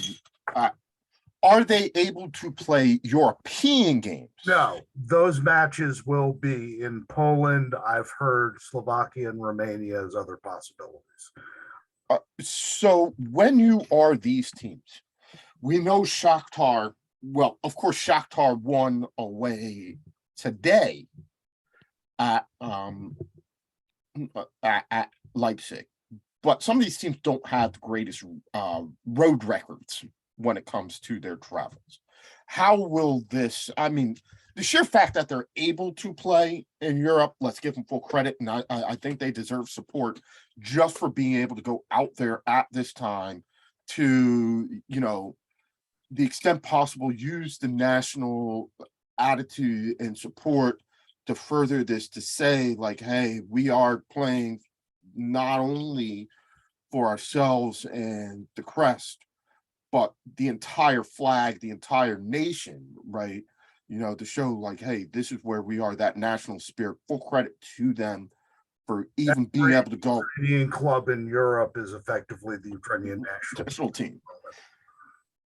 But from a sheer nuts and bolts strategic standpoint, how is this going to affect them? This travel between countries, not being able to have consistency across home grounds, training facilities, things like that, throughout the remainder of this season, and especially when it comes to remaining in European competition.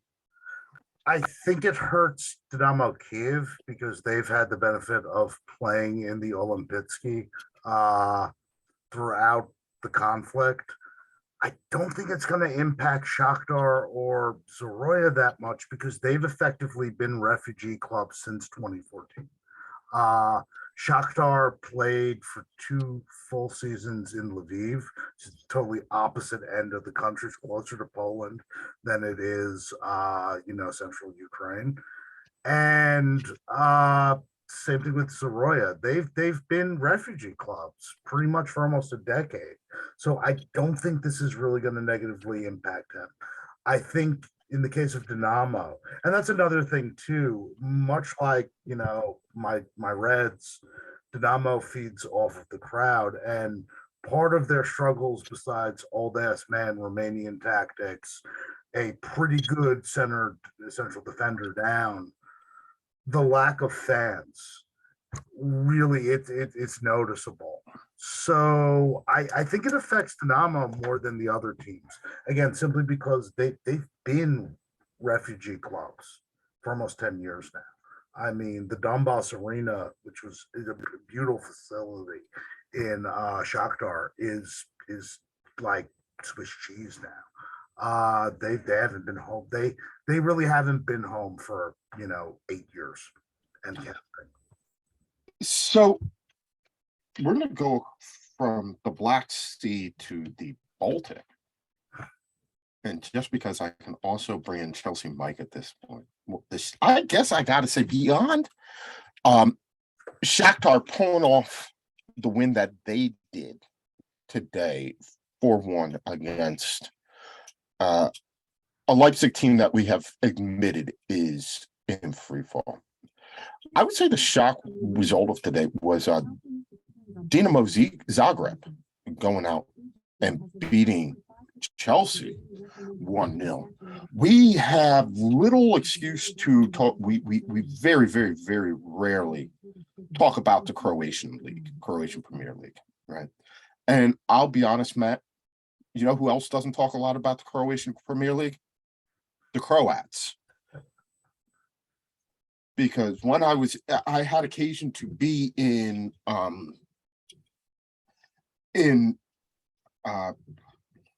why can't I think of where I was? I was in Croatia. Split, Dubrovka. I was in Dubrovnik a couple of years ago. Dubrovnik, yeah. And Dubrovka. And I was asked, I wanted to see if I could pick up a local soccer scarf. And I asked them, and my very polite tour guide, who was absolutely the greatest guy on the face of the planet, politely told me he did not believe they actually played soccer in Dubrovnik.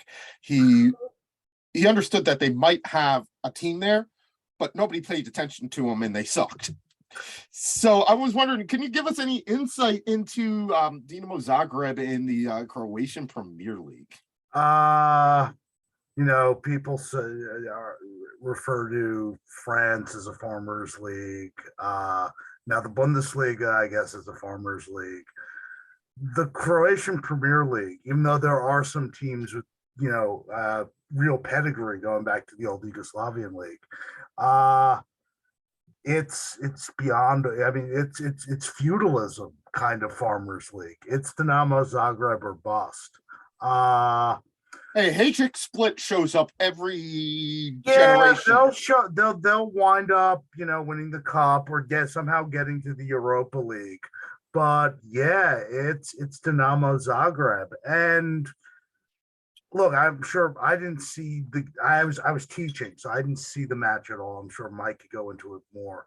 But if you want to get a read on not just the Croatian national team and its setup moving forward, but young Croatian talent that will potentially come west, pay attention to this club.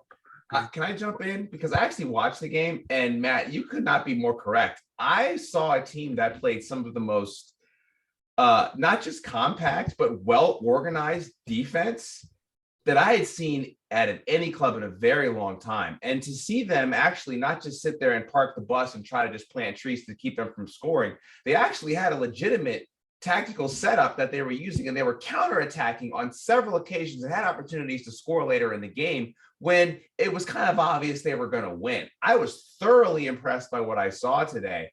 And yeah, I guarantee that there are European clubs in the big 5 leagues licking their chops to get their hands on some of these players. So yeah, I was very, very impressed by that game. If you look at the names that have come up through their youth academy, it is really a who's who of Croatian football. And who knows, they make a deep run. There will be interest for a lot of these younger players. All right. Well, Matt, we want to thank you for joining us, talking a little bit about Eastern Europe, a little bit about keeping us up to date on the haps in Eastern Europe, and especially the Ukraine, and telling us a little bit about the situation with Liverpool. And again, we'll be on later on this week, hopefully, to talk a little bit more in depth about the history of Ukrainian football going back to the Soviet Union. So those of you who are interested in getting a little bit more knowledgeable about the history and traditions in Ukrainian football, take a listen to that discussion with me, Professor. I should be grammatically correct because we all are teachers. Professor Matt, Chelsea Mike, and myself. There we go. Looking forward to it, lads.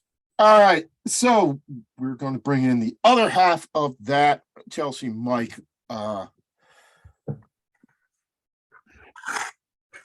Little bit, we are going to talk in a little bit about what's going about the MLS, but before we do so, I want to get your thoughts on the situation at Chelsea, which seems to me to be a lot of and ill-fitting parts put out together that aren't working all of that well. Yeah, I mean, I think you're right in the sense that I think we touched on it early in the summer about how they now seem to have like 30 wingers and no one else, right? Like they're clearly missing N'Golo Kante, and their midfielders, they only put two of them out there, really.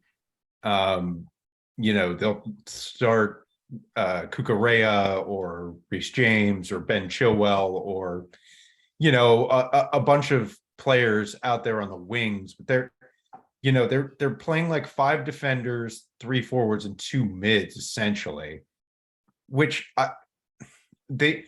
would be fine if their forward 3 were able to score goals. They created opportunities, lots and lots of opportunities in the game against Zagreb. By the way, Zagreb, if you know anything about them, they beat Tottenham a couple years ago. They beat beat West actually Ham last 3 year. English teams in their past European games. I mean, losing a road game to Zagreb is nothing really to, I think, be concerned with when you look at exactly what you're talking about. This team knows how to play in Europe, and they know they're not scared to play against anybody. And these are also guys that get a lot of international team games because a lot of them play with Croatia. So you have a pretty experienced squad in these type of big games. And but to piggyback what you're saying, I think Chelsea actually did play a decent game, but I also saw a team that were they playing every single transfer they brought in the past couple of weeks? Because it seemed like they were. I mean, the fact they only lost 1-0, and I think they hit the post a few times, and Kepa looked great. I mean, considering they're paying him 195,000 pounds a week, and they're paying Mendy like 30, it's just a little surprising. But Kepa looked pretty good. So I don't think that Chelsea's in a spot where they should panic, but I do think that it's like, what do you think about the lineup? Because it just seemed like that was very difficult thing to do in a game, but maybe it was a smart thing to do because they're like, hey, this is a good team, we're on the road, let's go ahead and use this game, we still have a legit shot to get out of this group because it's a road game in Croatia. I mean, they can beat anybody. Yeah, I mean, I'm sort of struggling, and it's not like I'm a great football mind, but I'm sort of struggling to see Thomas Tuchel's vision, right? Agreed. Yes. So I mean, especially with the transfers, you're like, oh, okay. Right, but to me, if you're playing 3 guys up top, right, ostensibly the other 2 will be flanking a center, but then why wide men? And their wide defenders seem to get more action towards goal than their wide forward players, which to me seems to indicate that they're like doing something wrong. That those players should be covering the outside to provide the width. They shouldn't be providing the only opportunities at goal. I mean, when Ben Chilwell came on the weekend, he was a revelation. He generated everything. He scored a goal and had an assist on the Havertz goal. Yeah, you're seeing Reece James up in the box, up in the 6 box a lot too. Yeah. And Reece James had been shifted back then because they took Azpilicueta off at halftime. And Reece James had the best scoring opportunity out of everyone, and he was playing center back at the time. I mean, it's okay. You've got 11 guys within 20 yards of goal, or 10 guys within 20 yards of goal. But why aren't the forwards the ones who are the focal points of the attacking play? Yeah, I think I mean, again, I questioned when we got Aubameyang, it made more sense, but the other acquisitions, you can only have so much really nice and great wide play until you need someone to put the ball in the net. Chelsea missed the net too much on open Mhm. opportunities. They're not scoring goals that they need to. To me, I think Aubameyang is getting his feet under him, but Mhm. he needs to settle in and take those shots that he wasn't taking today. He made some very unselfish passes that his teammates just didn't get to. Yeah. But he needs to be the guy, and he needs to take all those shots at Yeah. goal, because having 30 wide guys just Aubameyang it's not easy to watch. it's not easy to watch. And Aubameyang plays best on that left flank, kind of charging in. And so it's playing him at center forward. He can still score, but I don't think he's going to have probably his best seasons. But I will say about Aubameyang is at least he's going to get 10 to 15 goals for you, especially when as a newer player. I think he tends to, I mean, at least in the Premier League, he came with a bang, and then you saw him fizzle. But you can't say that he wasn't putting in all the effort he needed to those last days at Arsenal. He really was playing hard. He was doing everything the club was asking him to. He just wasn't able to score any goals. And then, of course, he was having his, I guarantee that him and Arteta spoke very, very often over those last few weeks when he was there, and that he genuinely needed to get back to Barcelona. And as we're seeing, that's where his family is, and we're seeing that he's had a rough go of it recently. I mean, this physical. I believe this wasn't the first time though he's had some sort of run-in with his family being in somewhat danger, and it's scary. It's a little scary, and I think it's probably best for him to probably get his family to London with him. I think that'll be better, because he won't be trying to leave every weekend. He has a chance to go and go home, which, why wouldn't you? You have a wife and you have children. But I worry that after he gets to Chelsea, he has a couple of maybe he has a good season and a half, but then he starts to do that cycle all over again where he's constantly trying to leave and get out of England. And then by that time, he's going to be 34, 35. And then that'll kind of be the end of Aubameyang. Well, I will say, I know we're probably going to move on pretty quickly to the MLS, but I just want to apologize to all the fans of the West Ham Football Club. You guys got screwed this week. You got screwed good, and we were the beneficiaries of it. And I know, because we've been on the other end of that in the Tottenham match. But at least it only took, we still got a point out of that. But man, I'll give Edward Mendy credit for thinking on his feet. But I mean, that was a horrible play. He tried to parry it. I don't know, but having the heads up to kind of roll around and draw attention to the fact that he got bumped slightly. I'm a keeper. There's my keeper shirt up there.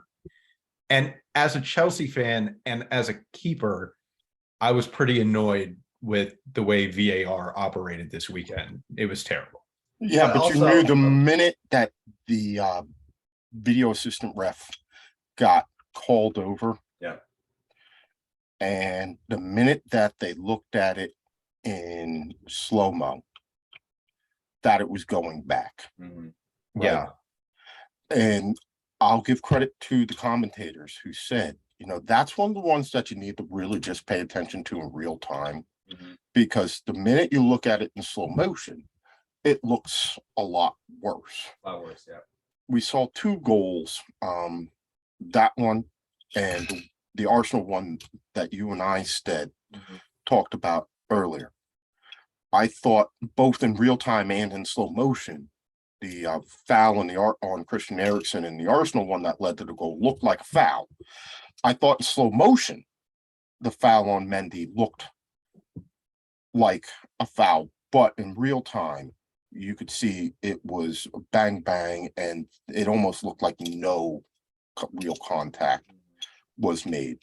Mike, right, he rolls around, draws attention to it, makes it look worse than it really is, and as a result, the goal gets called out, and Chelsea get a win that they probably didn't necessarily deserve on the balance of play. Yeah, but also West Ham's got a dark cloud over it right now. I've watched 3 of their games this season. West Ham is still a solid team. They still play well. they're just getting awfully unlucky right now. And I do think their fortunes will turn around. I mean, they're not going to, I don't think they're going to compete for Europe this year, but I do see them getting back to 12th, 11th. I still see that happening. That's still a solid club. I still think they're actually going to turn this around. They're just a little snake bitten right now. Look, it happens. They had a phenomenal run the last couple of years. Yeah.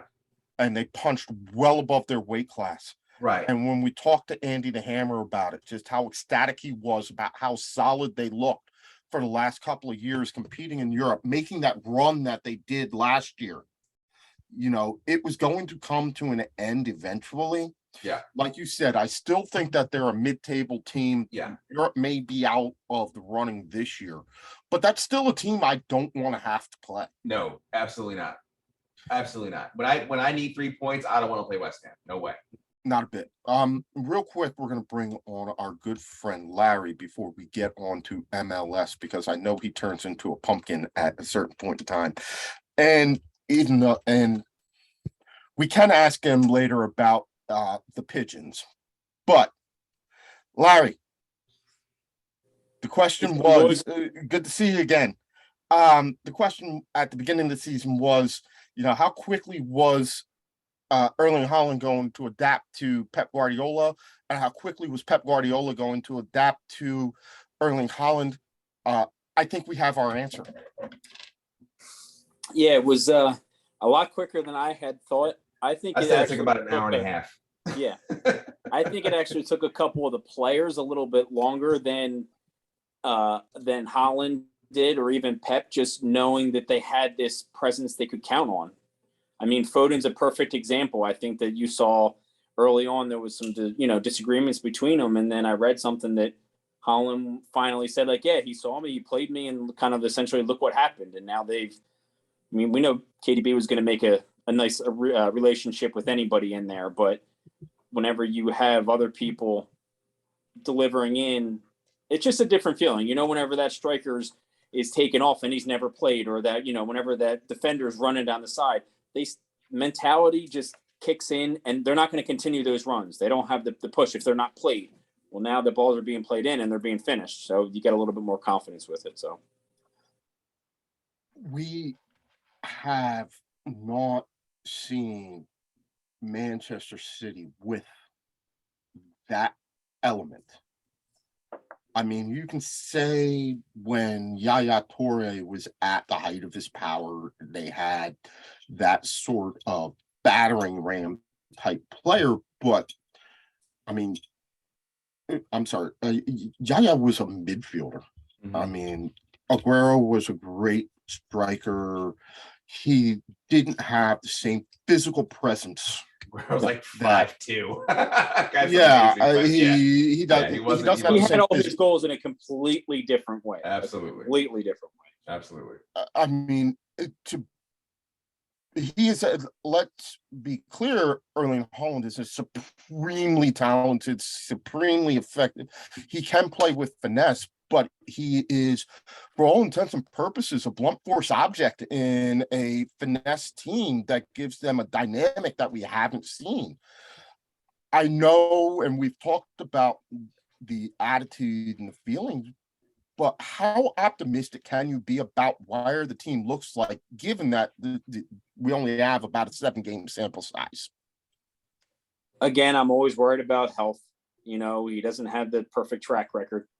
The way he flies his body through the air, making attempts, it's just, I cringe every time I see him go up, waving his legs all over the place, hoping he doesn't land wrong. Again, nothing's different than the last couple of years. They've been set up to win everything the last couple of years. It's just they haven't been able to do it. Now you'd like to say they had that striker, that missing piece, but they can still get beat on the counter, and that might be their downfall this year. It's I'm very optimistic, but I've been down this road before, so I have to be cautious about it. Talking like a typical jaded fan of just about any team. It's easier to see your flaws than your successes because, man, instead they look good, don't they? They do look good, and even when they drop points, they look good. I mean, the last game I was like, well, as soon as they score one, they're going to score 5. They put in 1, and I was like, well, that's it, and it just dried up on them. And then whenever they drew Villa, and that was surprising. But you could also say that Villa was also at a stage where Gerrard was looking at the possibility of losing his job and knew he had to get some sort of result or he was going to be out of there, and fortunes just kind of went their way. But I watched that game, and if you got rid of the scoreboard and said, if I didn't see any actual goals and I just watched open play, I'd have thought City won that game 4-0. So the team looks beautiful. Said they dropped points, but at the end of it, and I completely agree with commentators after the game, City didn't look bad. Oh, they looked good. They looked good. They just didn't put those final pieces together, and that's going to happen. You don't want it to happen too often, obviously, but it wasn't like, oh, they got caught. They just couldn't finish, but they looked good. But so real quick, Larry, we got a couple of interesting ones for City coming up over the next week. This weekend, Saturday, 12:30. The lunchtime, the late game, tea time game in England, lunchtime game in the States.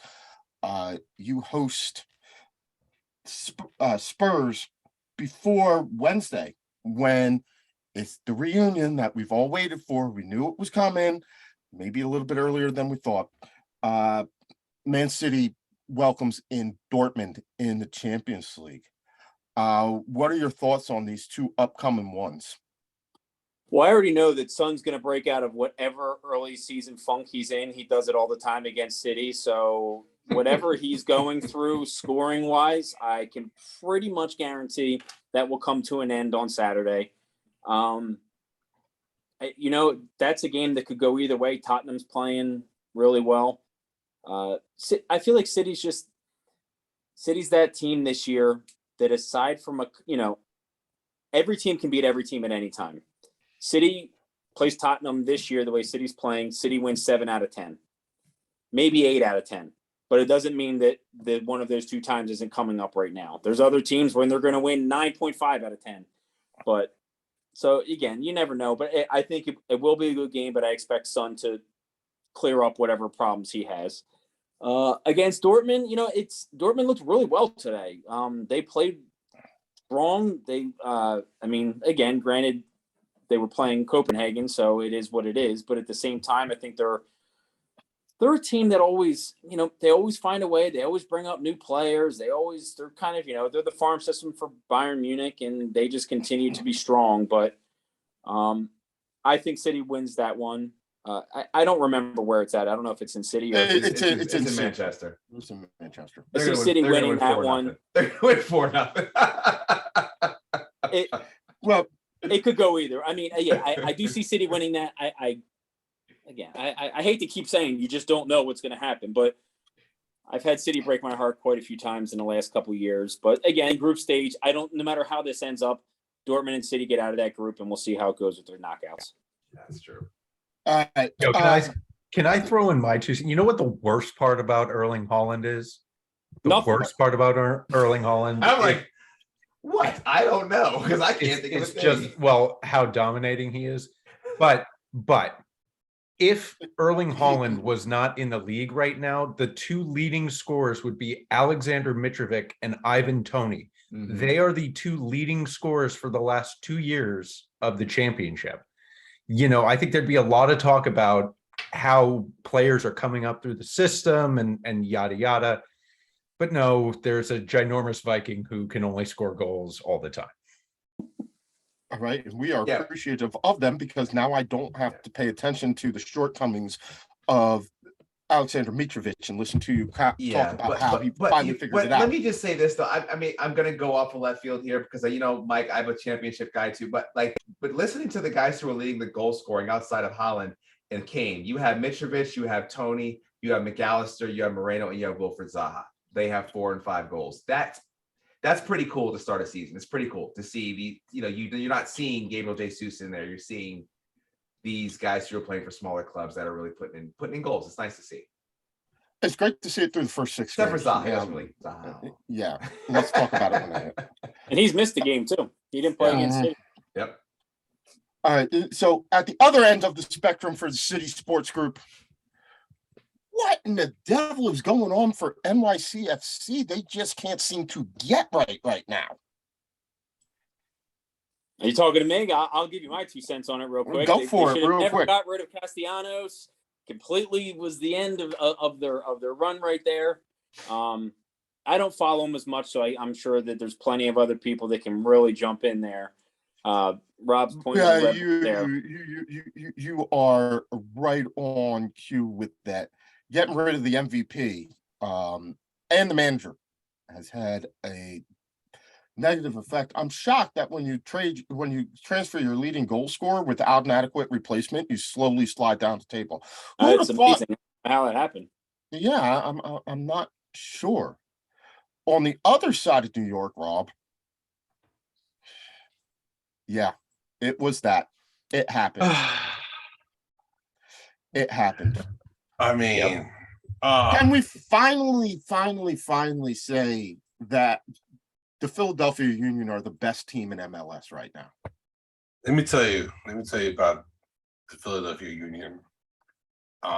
Besides their awful, Gotham City looking Acme Chemical Stadium location, great squad, rinse and repeat all the time.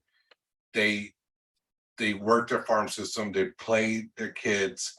They get players who, can slide into the system. Jim Curtin just is a masterful manager. He's just only going to regress there. He needs to go somewhere. The Philadelphia Union, they have an excellent shot to win their Supporters Shield. Them winning on the road against the Red Bulls was, I think, pretty much it's going to be them in the LAFC for the Supporters Shield.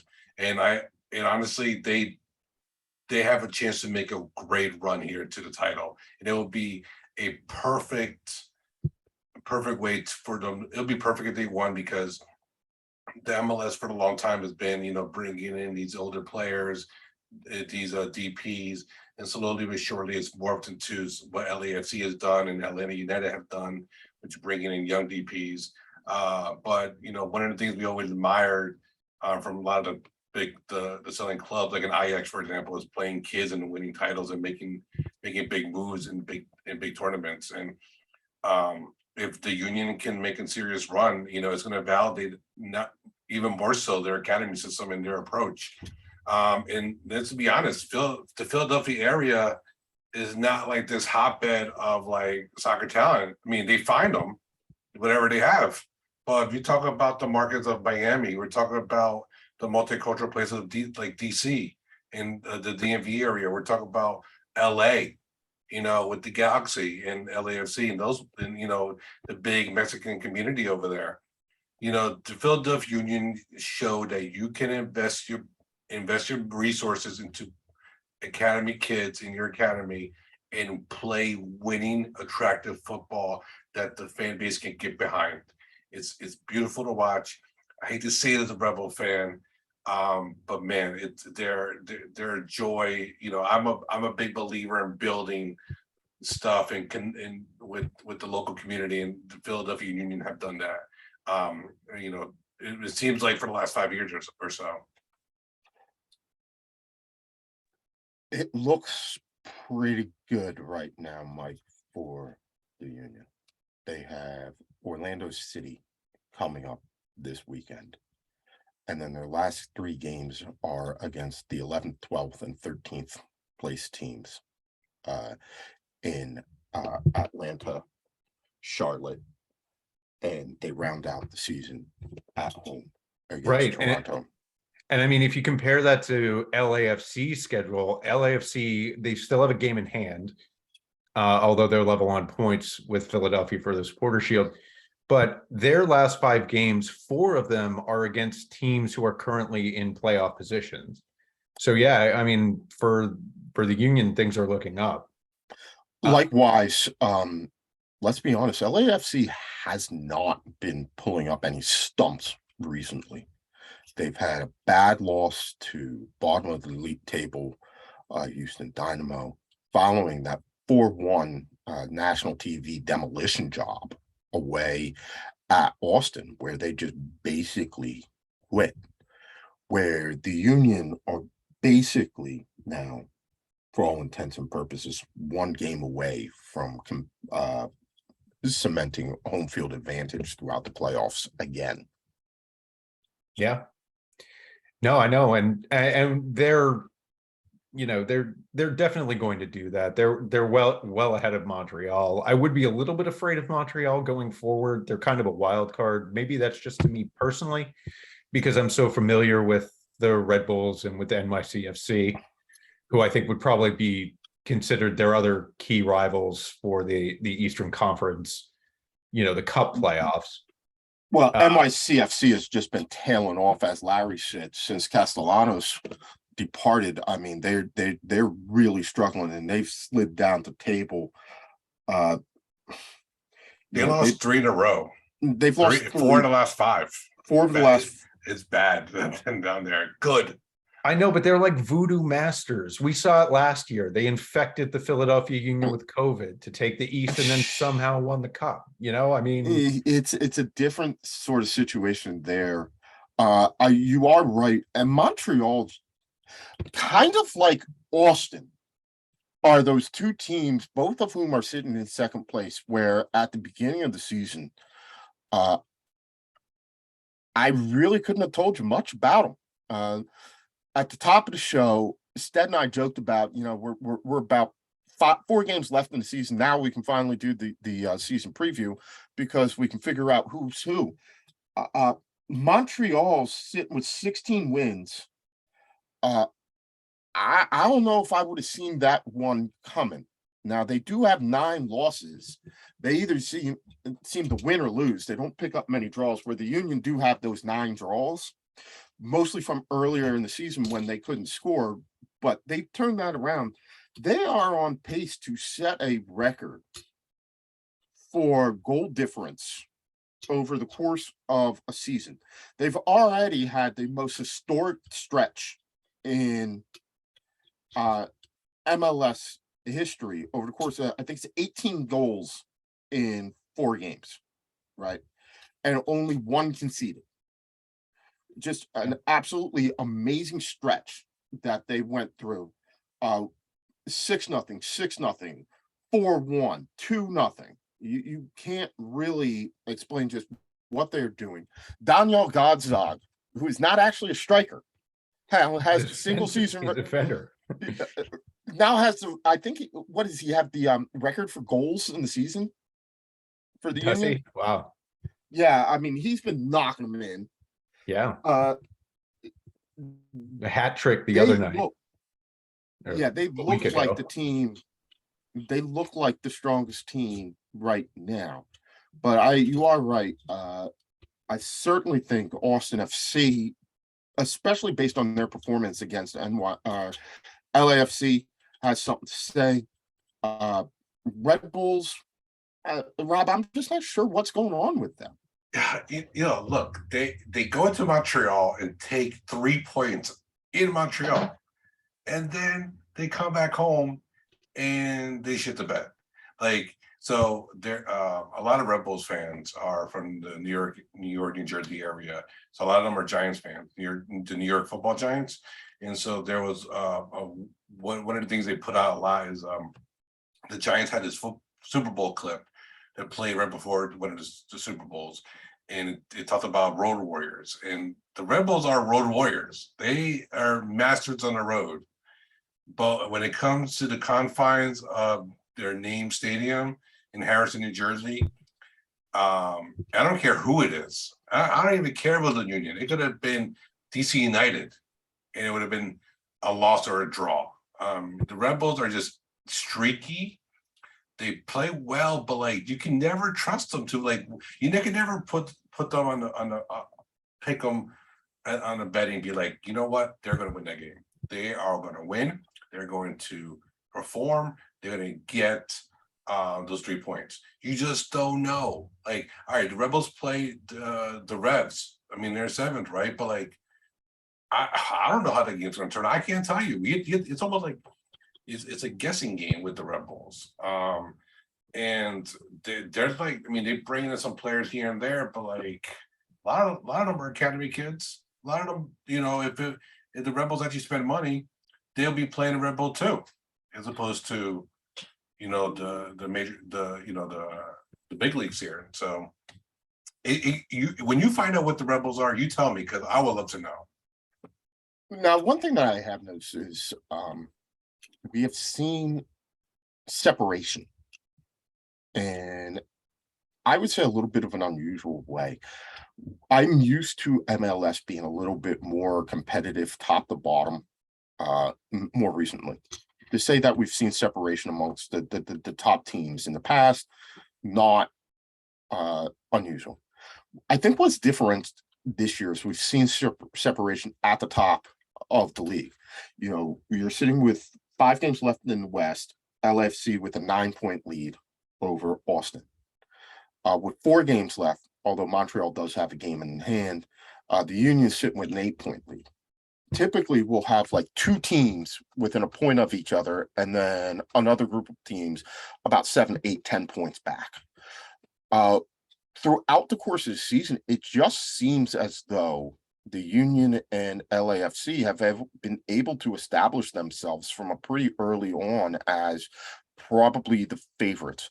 LAFC has a little bit more name recognition. They have a little bit more, I guess, oomph behind them insofar as people automatically looked at them even early on when they were finding success and saying, okay, they are the class of the league. The Union, it took a little bit longer for people to get on board to say, and rightly so, they did go through a long stretch of the season where they were drawing games and they just weren't scoring goals. But since the offense has turned around, you know, it's taken a while for, I guess, everybody else to get on the page where, you know, this team is really good. So are we looking at it now where it almost seems like these 2 teams are on a collision course to play each other? They did very early in the season, and you'd be dealing with 2 totally different teams now. But the way it's looking, these seem to be the 2 best teams. They are competing ahead for the Supporters' Shield. We want to see this play out on the field at the end of the season. I mean, I guess that's kind of the bad thing about having this MLS Cup competition and playoffs, because we won't get to see them. We may not get to see them go head to head for the league title. But can we argue with, like, that would be what we would want from an MLS Cup final?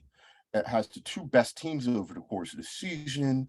You've got the East Coast, West Coast thing, the panache of LA versus the gritty Union town, the panache of LA versus the gritty Union town in Philly. I mean, it has everything. Could we, you know, what can MLS do? Can they get Tim Donaghy in to ref a couple of these games real quick to make sure that this is what we get at the end of the season, guys? You know, I think that's what I want to see personally. I'm sure Rob probably New York, LA, the more traditional rivalry there. He wouldn't mind seeing that one, but I do think that would be the best. MLS Cup playoffs are always weird, but I think that really the bigger question mark there is with LAFC not making it, having had such a great run, and then to sort of fall off and falter at the end. You know, they just lost to Austin, bad. They're gonna have to play them. Yeah, they don't seem to know what their best 11 is. No. So, and you know, as a Chelsea supporter, I know that that's not the way to operate. Rob, what do you think? What's the best matchup right now for the MLS playoffs? I think it would be the Union LAFC. It'd be nice to see Austin FC in there, because I think it would make for a fantastic atmosphere.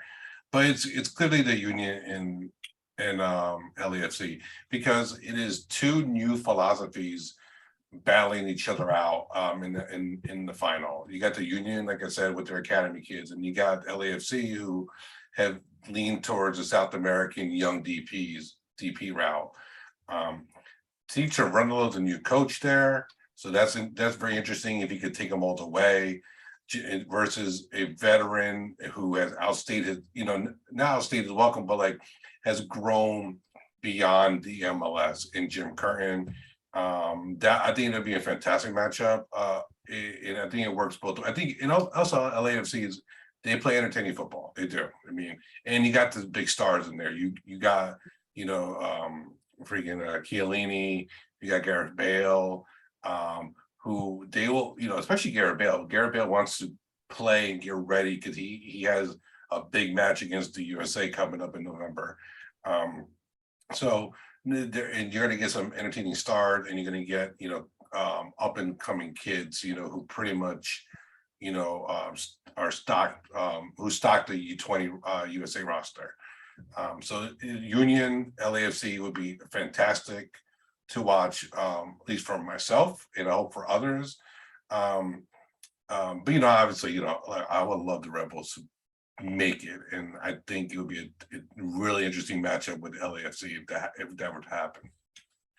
You said Jim Curtin has pretty much outgrown MLS.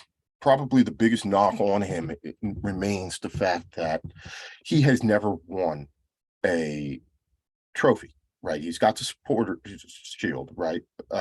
In the COVID shortened season of all seasons, but he's never won an on-field trophy.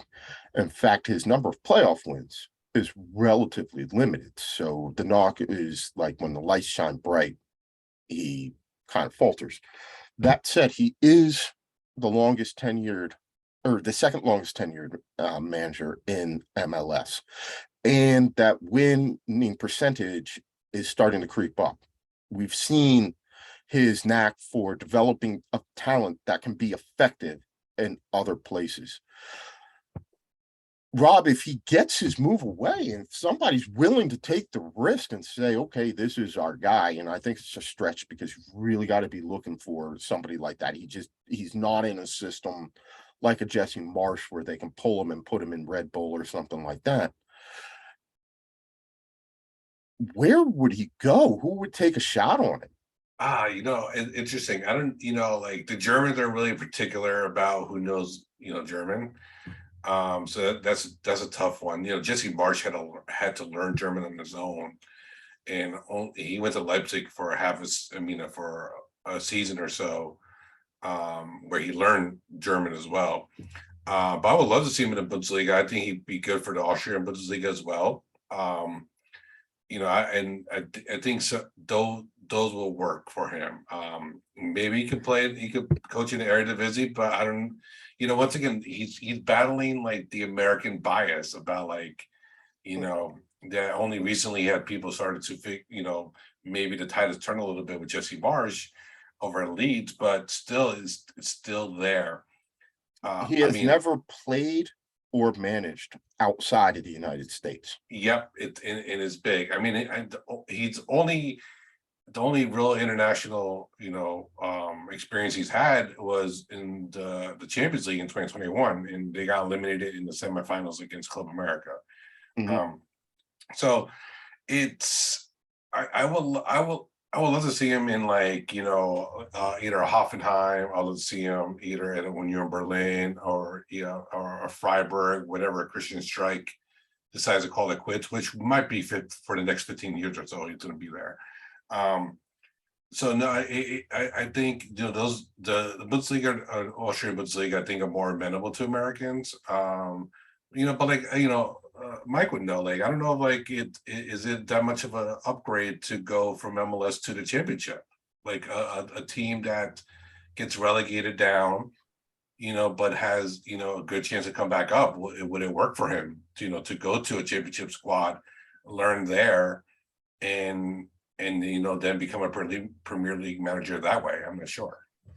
Well, no, I mean, first of all, the championship definitely would be an upgrade over MLS. It's one of the best leagues in the world, and it's a lower league, it's top 6 or 7 maybe. But I think that in England you still have the anti-American bias, right? This guy's a hotshot, but he's going to come over here and fail. is probably what they would think. I think he would have very, very limited opportunities to manage a championship club. I think probably, honestly, and I'm not sure about these squads' philosophies or even really how good they are. But with someone moving over to like a Belgian league, right, where there's like Anderlecht and whoever in Circle Bruges, whoever's developing young talent, I think that's the best natural fit. But I don't think outside of somewhere like Belgium or Portugal, and of course by Portugal I mean not Porto, not Benfica. We're not I just don't think he's going to get a lot of. Lisboa. I just don't think he's going to get a lot of looks, and that's not fair. But I think that for him to get looks at the level of the championship, he would have had to have managed the national team or something like that.